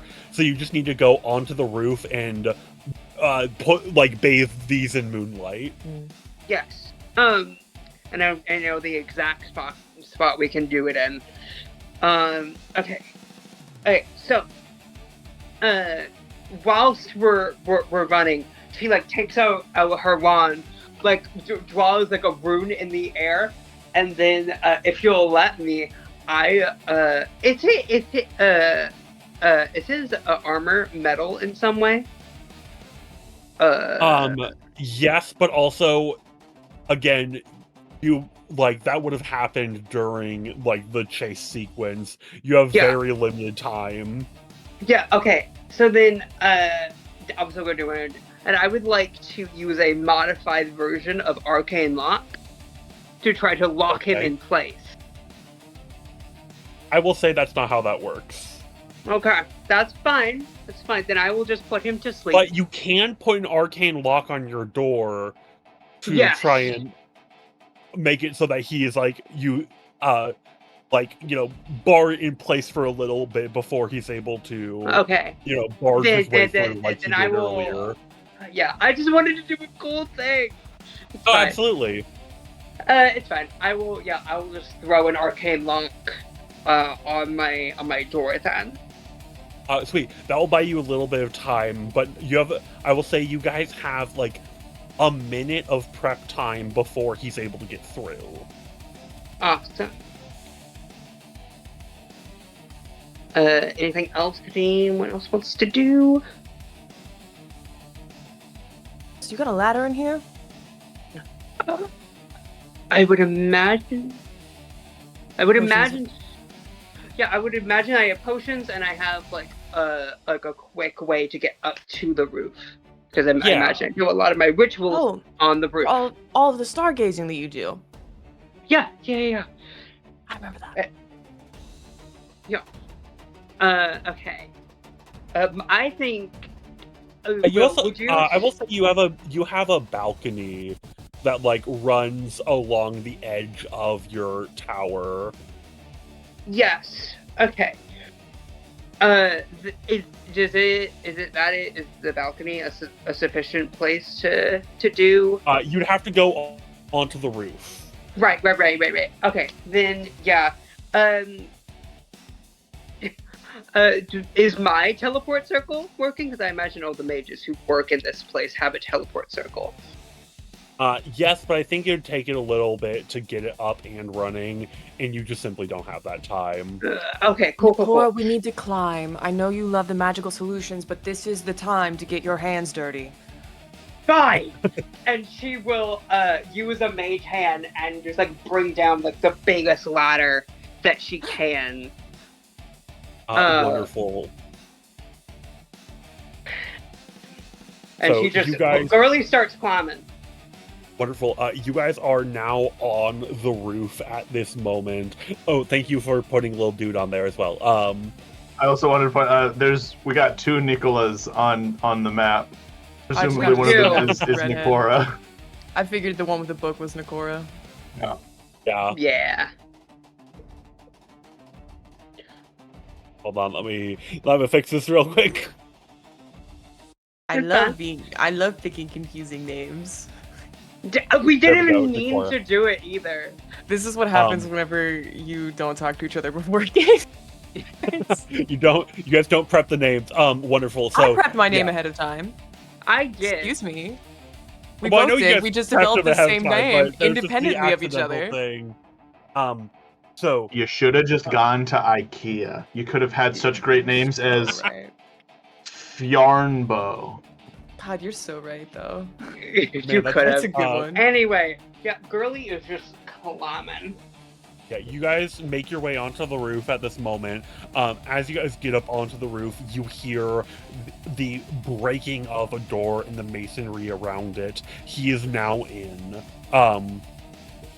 So I will say, at this moment, roll me an Arcana check to enchant the weapons. Okay. I will use. Anyone who would like to roll. Yes, I will use that D6 of Bardic. From my sister. So that's a 13 plus 3 plus 6. 22. Okay. 22. That's good. I got a 14.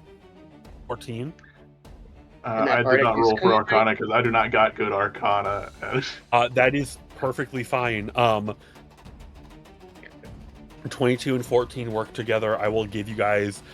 You are able to enchant these weapons. As you finish it, a kind of dull ping is let out, and just like the sound of a hammer striking an iron, and in this moment, you see the weapons themselves begin to kind of glow with this cool blue light around them. Mechanically, these will if you hit a Fae with these, you will basically, but when you hit the Green Knight with this will shut down his healing factor until the start of your next turn. Also, when it comes to these as well, you have a +2 against attack rolls towards Fae with them. Alright. Awesome. So you have a +2 on attack and damage against the Green Knight with these. And these will shut down his healing factor. Wait, on attack and damage, what? Against the Green Knight, you have a +2 on attack and damage with these. Okay. And shutting down that healing factor, would that be like if the person at the beginning of the round hits him with one of these weapons, if the rest of us do other kinds of damage, would it still hit him, or is it just for that one? Yep. Okay. For the entire until the beginning of his next turn, basically. So this will shut down his healing factor. Okay. Well, I think this is it. Carnaby draws the cold iron short sword into his hand and gets ready to fight this knight. She is holding her quarterstaff just.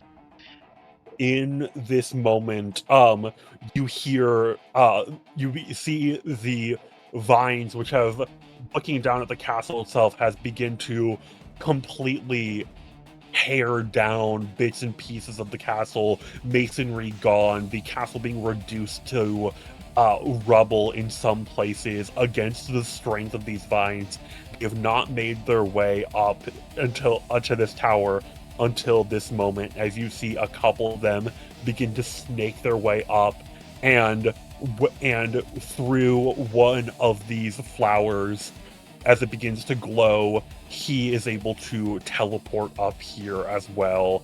He looks at you all and says, "Every soul within this castle has fallen to my blade, except you four.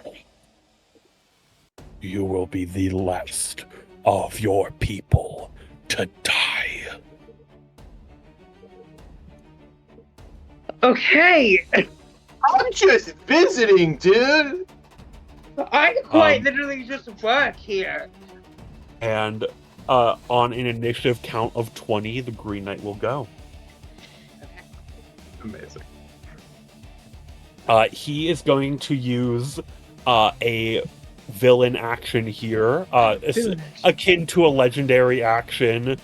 He is going to part of the vines creep closer and closer in the castle around the tower walls themselves. So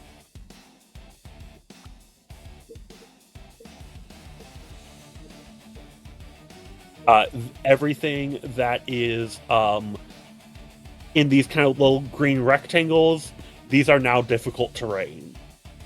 That doesn't mean anything to us anymore. You guys are traveling with a ranger, and as we are in my favored terrain, while traveling in near me, difficult terrain does not slow your travel. So I don't know if that really works within combat, but part of my natural explorer. Yeah, I know, you guys are good.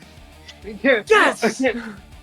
We have nature on our side. We see these vines, we go, "Not today, vines."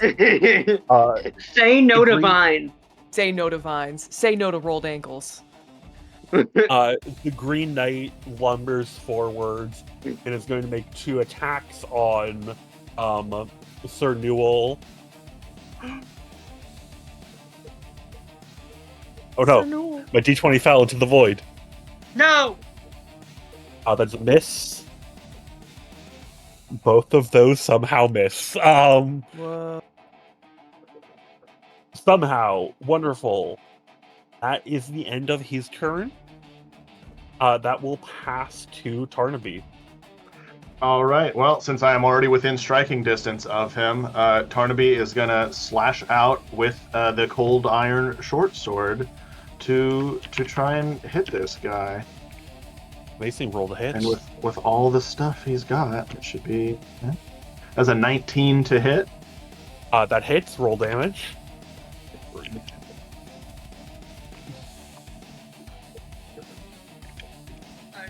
Very good at being far And away. because I have Lil Dude here and I am making a melee weapon attack, I get to use my infused strike, so he also takes an extra d6 of damage. Wonderful. What type so of this is damage? so he takes 4 + 1 slashing damage and then 3 fire damage, but in the form of a stream of boiling water shot out of Little Dude's mouth, a la water gun. Like Squirtle in Pokemon. Yeah, a burst of like boiling hot, steaming water juts out, and your blade, the weapon attacks you've seen on him before that have happened on him before, they seem to have been protected by some kind of arcane wards around him. When you attack with this sword and it sinks into him, the blade sizzles and glows in this bright blue light, contrasting his deep green. So you hear him scream in pain for the first time. What have you done? It's not very fun getting cut, is it, dude? Is that the end of your turn?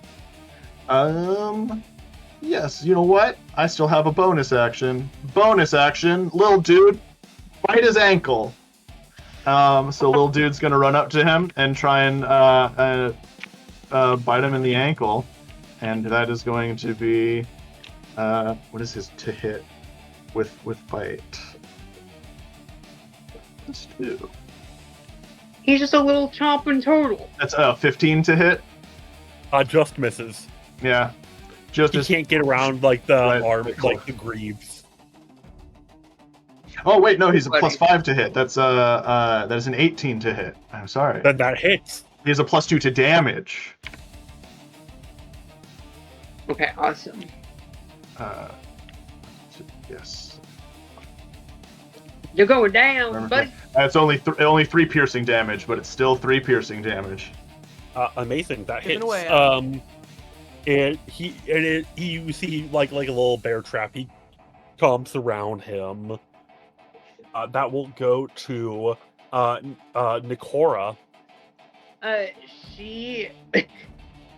I really wish this was a thing I could do. I really wish I could like cast a shocking touch through my quarterstaff. Wish I could do that. Instead, yeah, baby girl is just gonna, because I'm within his melee range. I'm just gonna cast Shocking Grasp. Amazing. That will be at advantage because he's wearing metal armor. Awesome. Wait, at advantage? Hold on. Yep.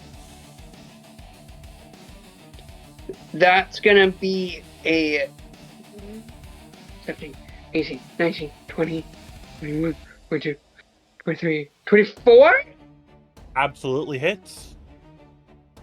Yeah. And I don't have...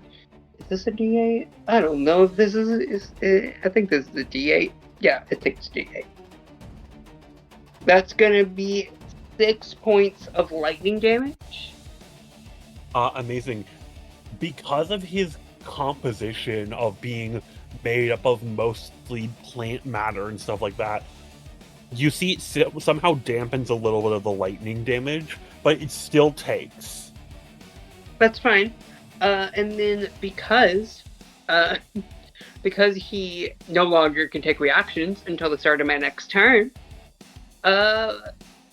she's not gonna clump immediately toward Nikola because we don't want to be all in a clump. So she's gonna come over here. Be far away from this man. And nuts. Do I have any bonus actions I could potentially do? No, I could have Misty stepped over there. But I'm out of second level spell. So Wonderful. The freezing winter night air, as you get a little bit closer, begins whipping towards you. You guys are like 200 feet up into the air as this battle is happening as well. Damn. okay. That will go to Nikola. Yeah, okay.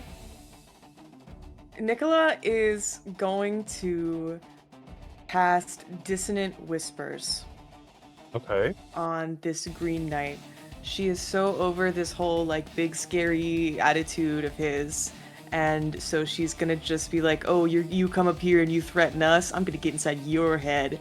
And she's just like giving him like the beadiest eyes, like the beadiest glare, just like looking at him over like Noel's shoulder, and he has to make a wisdom saving throw. Amazing. That is a 15. That does succeed, so you're only going to take half of this damage. Alright. So you will take 6 damage. He looks at you and says, I am not harmed by the looks of mortals. That was a good Okay. She's like, that was a good line. I'm going to write that down for later. That's going to go to Sir Newell. Yeah. Oh, was that the end of your turn? Bonus action? Oh yeah, that's it. That's all I can do. Okay, well, lovely. That's going to go to Sir Newell.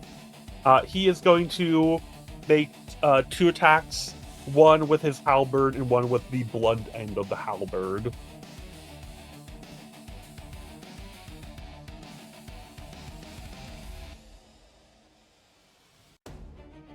Miss. Hit with the blunt end. Nice. He deals 7 points of damage. He is looking still pretty like put together at the end of the first turn, though. That's going to go back to the Green Knight, being clumped around. He's going to make 1 attack on Tarnaby and 1 on Newell. What is your AC, Tarnaby? Tarnaby has natural AC of 17. Wonderful. Damn. Portals. Portals. I only have an AC of 11. That beats it.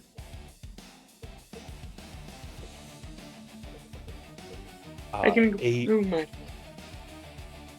my. You take 18 points of slashing damage.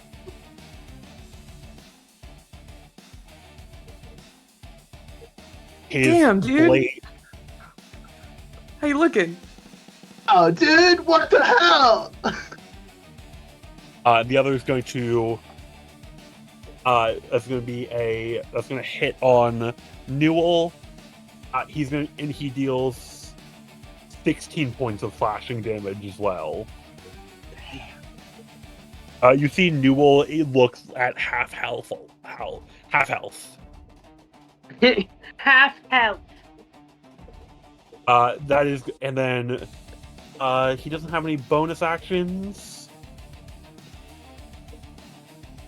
Yeah, he is.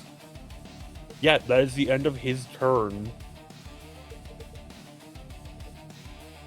All right. That goes to Tarnaby. His healing factor now resets if no one damages him with the cold steel weapons by this turn. Okay. Did Sir Newell's weapon not count because he hit him with the blunt end? Oh, it did. Yes. No, Sir Newell would count. Yeah. Nikora would have enchanted all of their weapons as fast as she could have. Yes. So that goes to Tarnaby. All right, well, in that case, then I am going to roll a ranged spell attack, and I'm going to shoot him with an Eldritch Blast.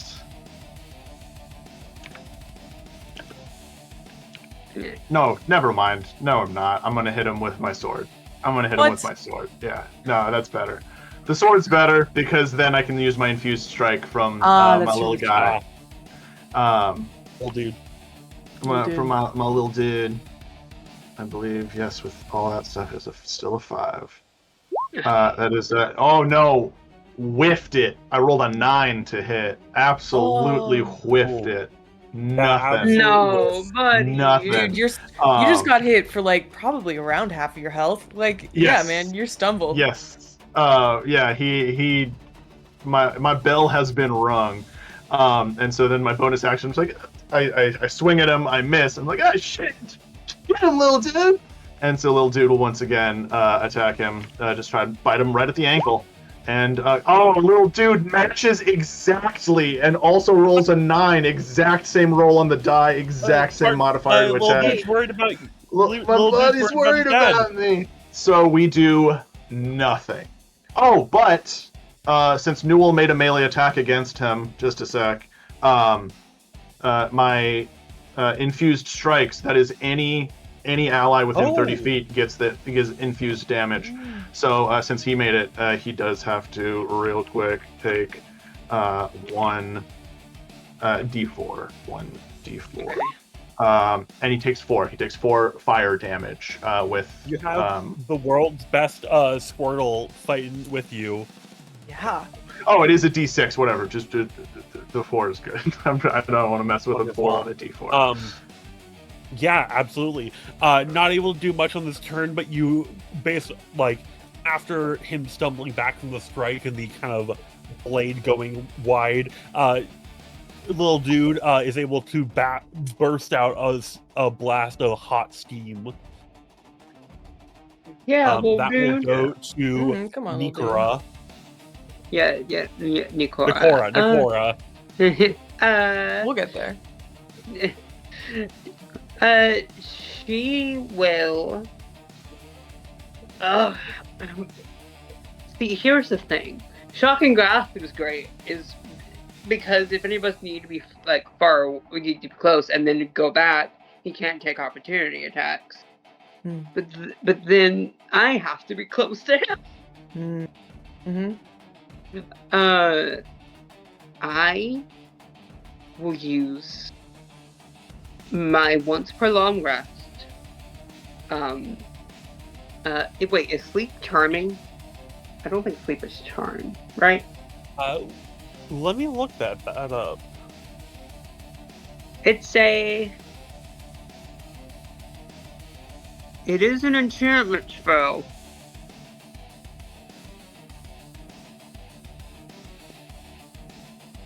I also, you go ahead and roll me an insight check. Okay. I roll these with advantage. Actually, no, I don't roll that with advantage because what do I? No, I don't, because I'm not trying to discern his mood or intention. That's fine.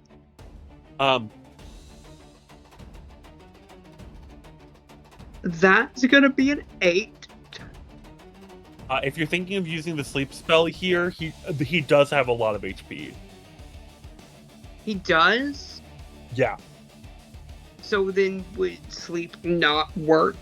Most likely not, no.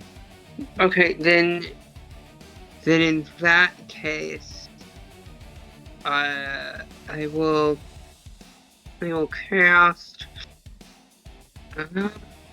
Yeah, I'm just gonna. I can't be up close to him because it's gonna be a bad time for me. Then don't get up close. Okay, so then I will. Yeah, I'll just do Ray of Frost at him. That'll keep him. Roll the hit. That is gonna be a 17 to hit. That's gonna miss. Fuck. Okay.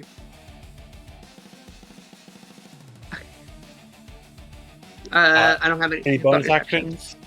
Nope, because the only bonus action spell I, for some reason, took was Misty Step. Sweet. That'll go to Nikola. Okay, I think Nikola is going to run up behind Carnival. I had to look at his name on my sheet. And she's going to Tarnaby. Sorry, excuse me. Tarnaby. Everybody's names.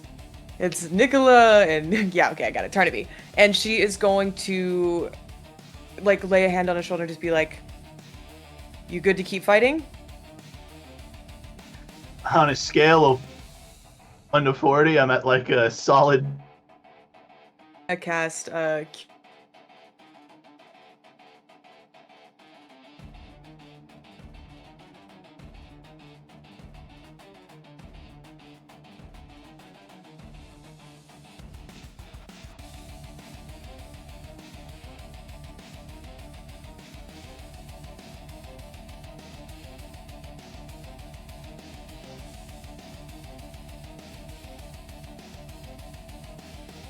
can get you next round if you really need it. Okay. Alright. Is that all? That's it for me. That's going to go to Sir Newell. He is going to cast Cure Wounds on himself. He is a paladin essentially. Mm-hmm. That works. He has about heal hit points. Okay. And he's going to attack with the blunt end of the weapon. He hits. Gonna keep healing. He does 3 damage. Plus. And every time someone strikes into him with the blunt end of the sword, they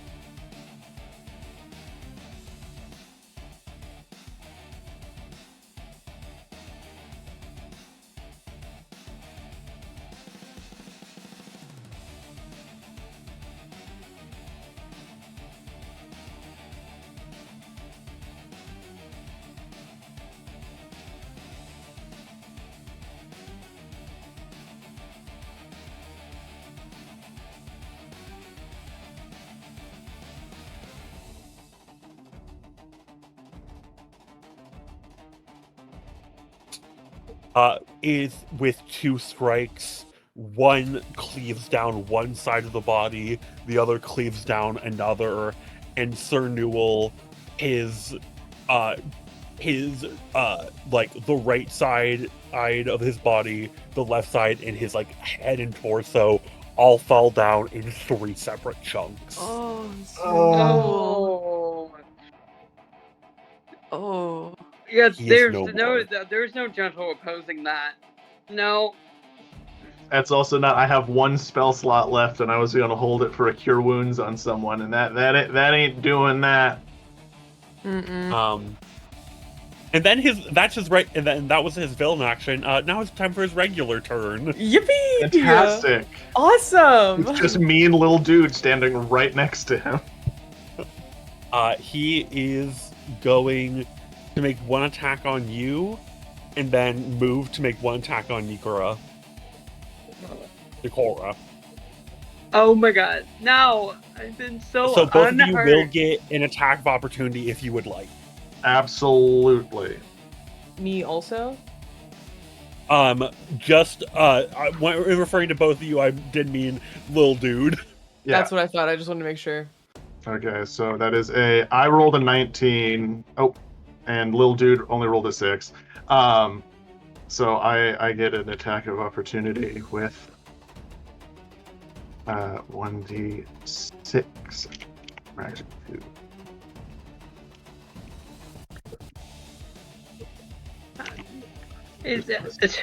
Watching you roll all that dice is scary. This is scary. It's okay because you're just going to survive. You're just going to survive it. And a short sword is dead. Jordan, I don't know if I believe you. You're going to be okay because you're just going to survive Okay, it. so that is 4 slashing damage from me and 3 fire damage from Little Dude for the infused melee strike that I do manage to land. Oh no, wait! Favored foe! Using the favored foe ability of my ranger subclass, whenever I hit a creature with an attack roll, I can use my mystical bond a number of times equal to my proficiency bonus to mark someone as my favored foe, and they take an extra d4 damage whenever I hit them. So Nice.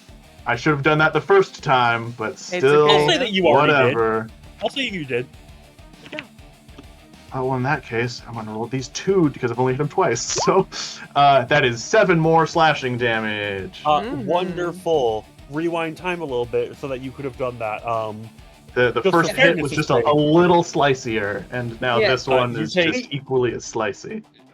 He raises his axe, deals 13 damage to you, Okay. and then walks over to Nikora. All right. As he begins walking towards him, you reach out and with a cut in a jet of boiling hot water, strike him further, but not enough to send him back to the grave. He goes over to Nikora and is going to make an attack roll on you. What is your armor class? It is an 11. Wonderful. He needs to get a 3 or higher to hit.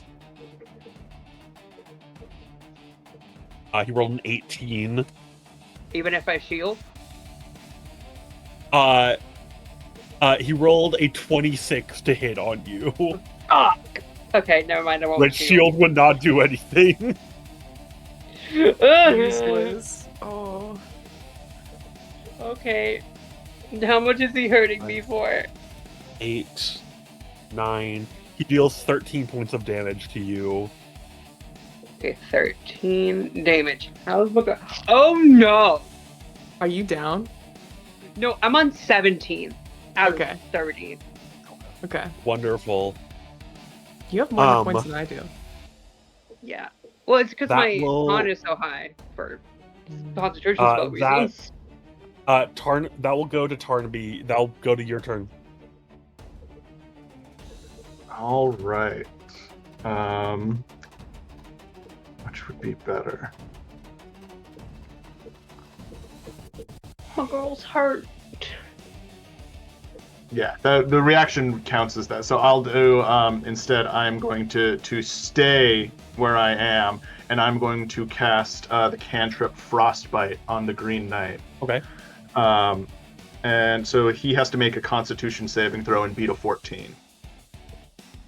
So he has a +2, so that +3, so that's an 11 or higher. He fails. He fails. Okay. He takes. I should have. He takes 6 frost damage, and he has disadvantage on his next melee attack.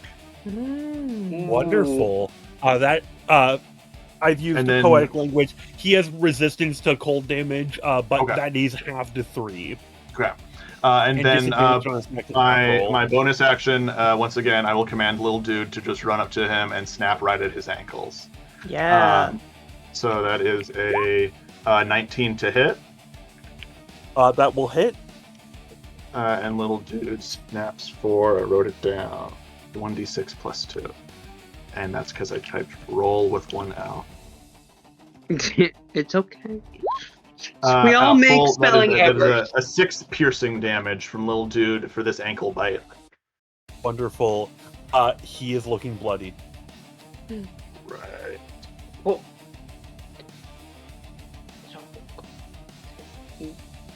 you have brought him down to half in this moment. He is looking bloodied. Woo! Half damage. That will go to Nikora next. Yeah, Nikora. So The only other damaging thing I can really do to him outside of a quarterstaff athlete. How long has it been since someone's hit him with the cold thing? That was my reaction when he moved to attack you. I hit with the sword. Okay, so I don't need to do the cold iron thing. Yeah. Then in that case, yeah, I will just shocking grasp him. Wonderful. That's 15 plus 7. Hits. Okay, awesome. D8. That's full damage. That's an 8. Sweet. So have to 4 because of lightning resistance. Okay. I just copied the stat block off of online. I did not know what spells you guys were picking. Hey girl, don't apologize for making combat hard. That's what makes it fun. It fits thematically for a slasher. Exactly. He's tough. So challenging that I'm like, I want to slap you across the face. So. Wonderful.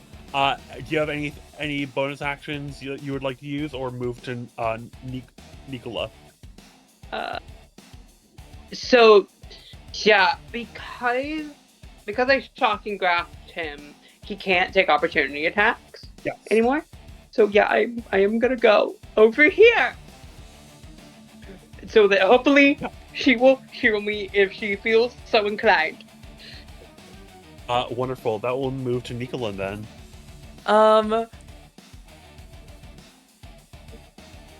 She's okay, yeah. It's like she's gonna look at you and be like, "You can survive one more round, yeah?" No, girl, I'm dying. I'm dying over here.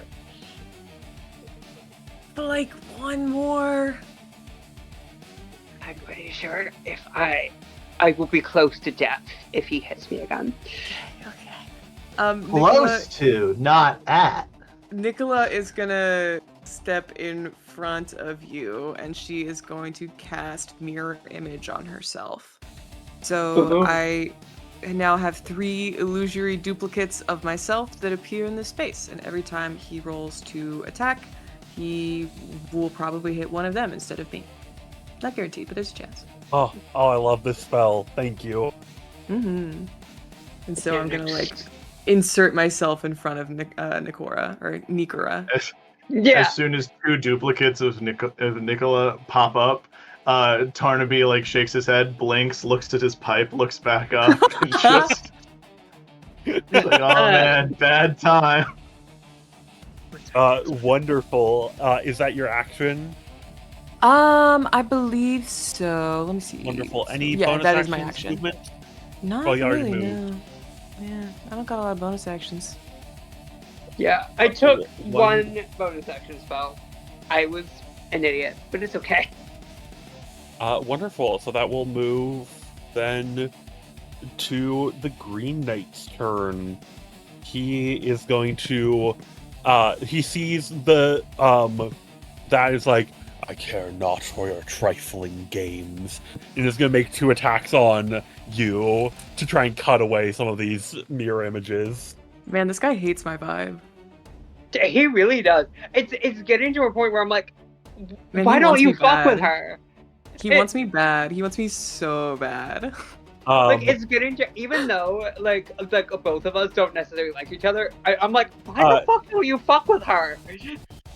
He hits a duplicate. Okay.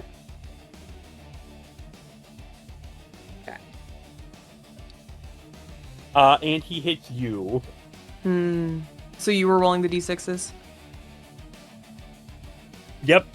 Slay. I need you to make a Constitution saving throw. I would love to do that. DC 15. Yeah. Oh, also my armor class is 12. I don't know if I said that, but I don't know if it matters. That didn't matter. Yeah, I didn't think it would, but yeah, no, that's a 3. It hovered over a 20. Okay. In this moment, We have unlocked another one of our mechanics here. Ooh boy. He just rolled a nat 20 on you. Oh no. And I gave you, and that saving throw was to see whether or not you survived. Yeah. In this moment, as the axe comes towards your throat, you have unlocked something called Blaze of Glory. You have one action left, and whatever you do with it is automatically a critical hit, and then you die. Or a critical success, and then you die. Okay. What do you do in this moment? Okay. And critical success, does that just mean it happens, or does that also mean the double damage? Whatever you do happens. Okay. Okay. If you make an attack roll, you will deal double damage.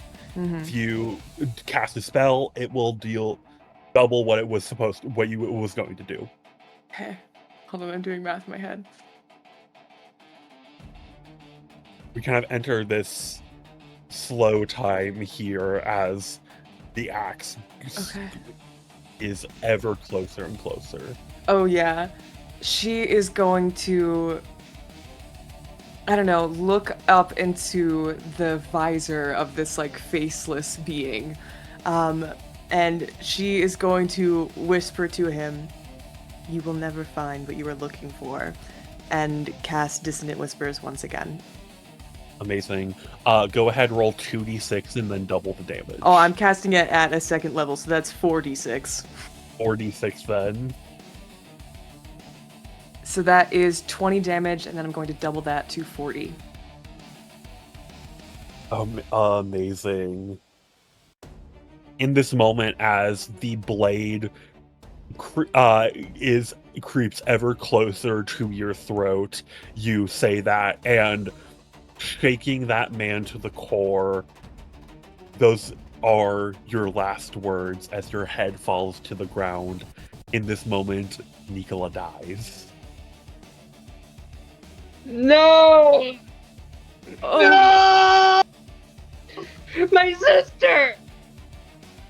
Whoa, was that lore that you just dropped? This is when Tarnaby finds out. Nikora. We've only known each other for like a month. With those words, he is on death's door. Okay. Nikora, that actually goes to the Green Knight. This is his last turn. Okay. Most likely his last turn. I'm not saying that with finality. He is going to use his final villain action called Headhunt. He is going to... There are 3 people left on the battlefield. I'm going to roll a d6 to see who he goes after. Okay.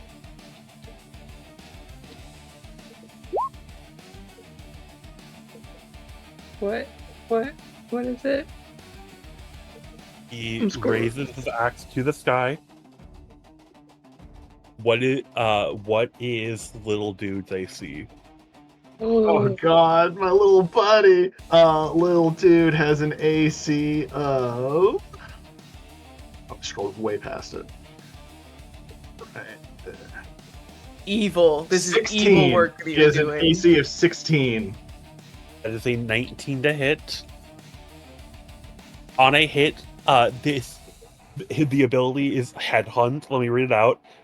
The Green Knight moves up to its speed without provoking attacks of opportunity and makes one battle axe attack with advantage. If the attack hits, but it is not a critical hit, the attack deals double damage. I'm going to roll this in front of the table. How much HP does little dude have? Little dude only has 25 HP. All right. So this is 3d6 plus 3d6 plus 4 doubled.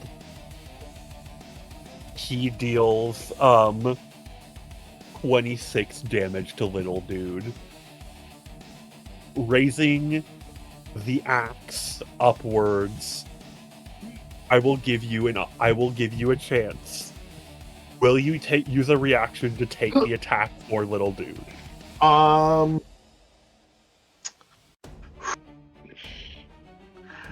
you know what? I'm not going to because I have something going on.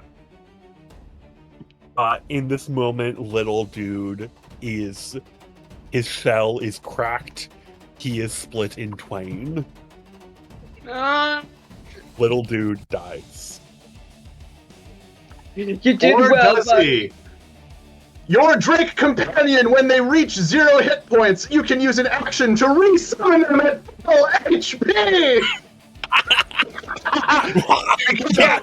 In war, the dragon that you get is a familiar thing, so you can just resummon them when they pop to 0 because you're supposed to keep their companion forever. So little dude is just... I have a special heal for him or whatever, however to reskin it to keep that. There's the magical draconic spirit needing this dragon to survive. The Green Knight does not know this is like, what sorcery is this? The blessing of his bloodline or whatever. And he's going to make one attack on. He's going to make an attack on you, and he's going to make a flaming skull attack on Nikora. Nikora! That is a 15 to hit you, Tarnaby. That does not hit. 8 natural AC of 17. And that is a nat 20 on you with the burning skull. Nikora. Okay. Alright. I'm gonna roll this in front of the board. Okay. Oh wait, nope. So that is 9 plus 18. That is 21 points of damage, fire damage to you. 21. Okay. Damage. Yep. Girly is dead. All right. So you are down at this moment. We will talk about what that means when we get to your turn. Okay. Awesome. Tarnaby, that moves to you. I don't have any spell slots remaining because that's what brought little dude back, so I can't even do a heal or anything. So this is just going to be, I'm right there, so screw it. Little dude and I are going full hardcore. So I'm slashing with that sword again for an 18 to hit. Hits. Damage. And I'm doing... that is 5 slashing damage and 4 fire damage on that attack. Wonderful. As you are doing that, you, with your sword, his hand moves towards you, and you fully just lob off his hand, and it goes, flying off the tower. And with the full... He is looking beat at this moment. Little dude! That's not fucking cool, dude! If I could rage, this would be it. This is when you dip a level in Barbarian. For the sequel, Nikora, that goes to you. You have hit, as for the slasher, as simulating the mechanics of the slasher genre, you are under the dying condition right now. What that means is that when you're not unconscious, but you are actively dying. At the end of your turn, you must make your death save as normal. However, you can remain with the ability to act.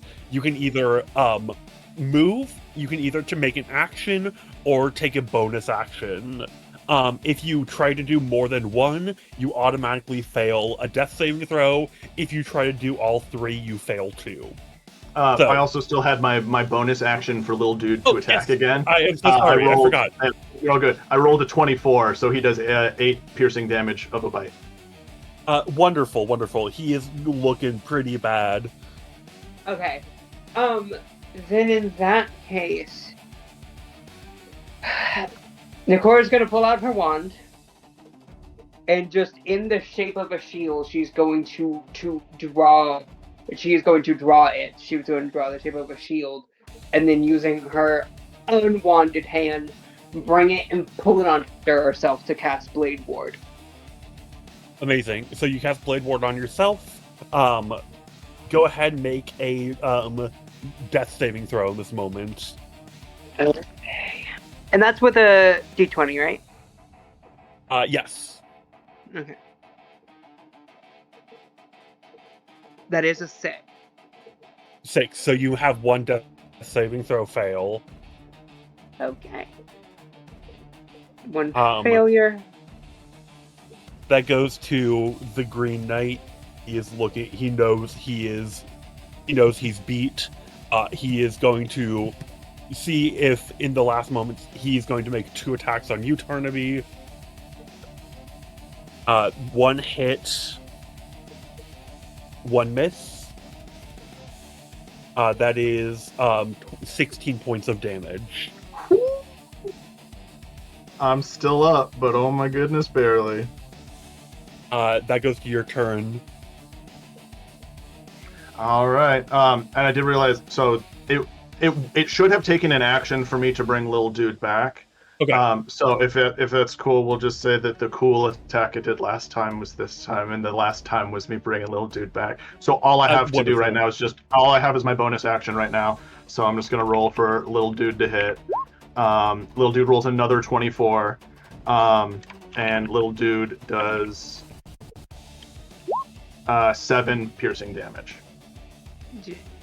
How you doing over there, Jordan? You good?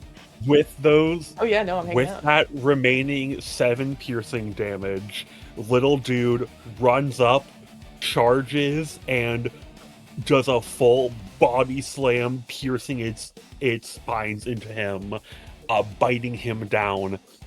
How would you like to do this? Yes!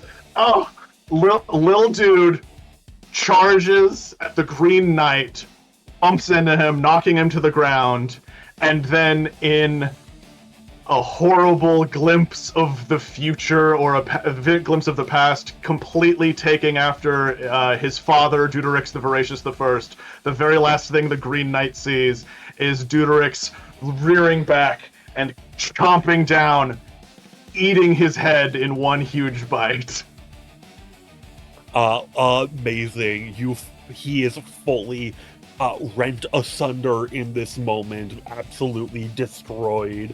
His head being completely crunched in. This terrifying ancient beast taken down by one like its very own. In this moment, it is absolutely destroyed. I'm going to Nikora, give me a death saving throw. A death saving throw. Okay. That is a 12. Success. That will Tarnaby, you see your friend actively dying. I am proficient with medicine. I do not have a medicine kit or anything like that, but I have I don't know. Can I stabilize Nikora in any sort of way? DC 15. Okay. 8. I'll need another death saving throw from you, Nikora. Okay. Again, using my dagger. Using my dagger hurt D20. That's gonna be a 5. That is another failure. Is this gonna be a final girl situation? Tarnaby, make me another medicine check. What? Okay. That's 17 this time. There's a moment there. As Nikora, you are laying dying. You feel your soul begin to leave your body. You feel yourself being claimed by death itself. However, part of the evening is that ghosts are able to linger on. Nikola, what final words do you say to your sister?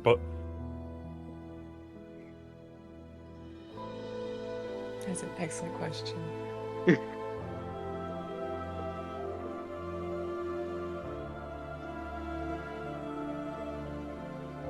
You were always cooler than me, Nikola. Find our other siblings.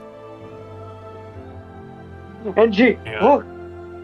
With that, as the CPR finally begins to hit, you are brought back, finding yourselves on top of the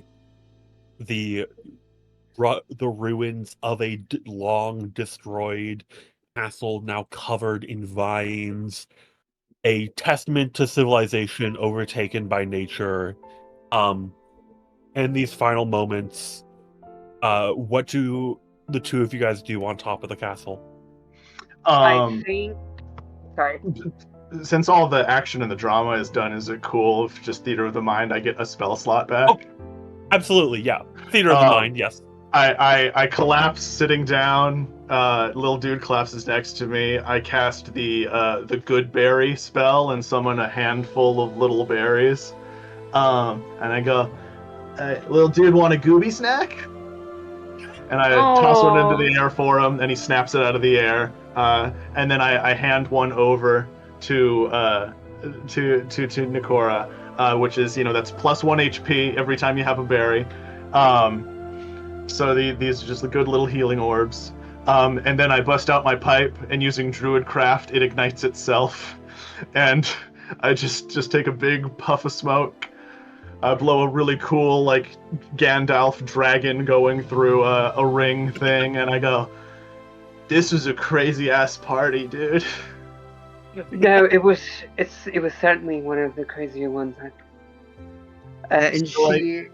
do you have a job now? I'm not sure. My sister did charge me with finding our other siblings, so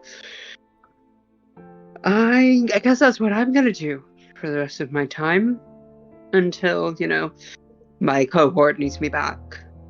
So, and she will, using a ritual, if Nikola's head didn't roll off the roof, she will grab her sister's head,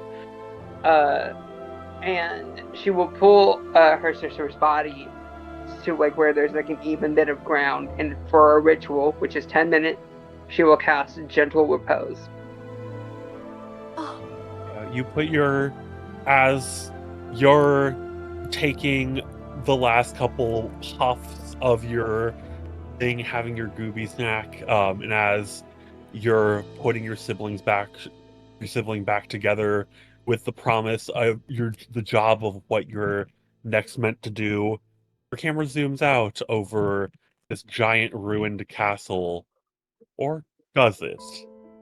We will zoom back into a little the moat off of where this giant castle of this giant spire where things have fallen, because looking down almost in this giant lush little embankment of a bog, we see a hand just lying there. And as we begin to pull out, the hand moves back up and begins to skitter off. Happy Halloween, everyone! Happy Halloween! Happy Halloween! Thank you so much for joining us for this wonderful slasher one-shot. I hope you guys are staying safe. I hope you guys are having a good Halloween. Happy Halloween from everyone at the tavern. Thank you guys, and thank you our wonderful cast for this as well.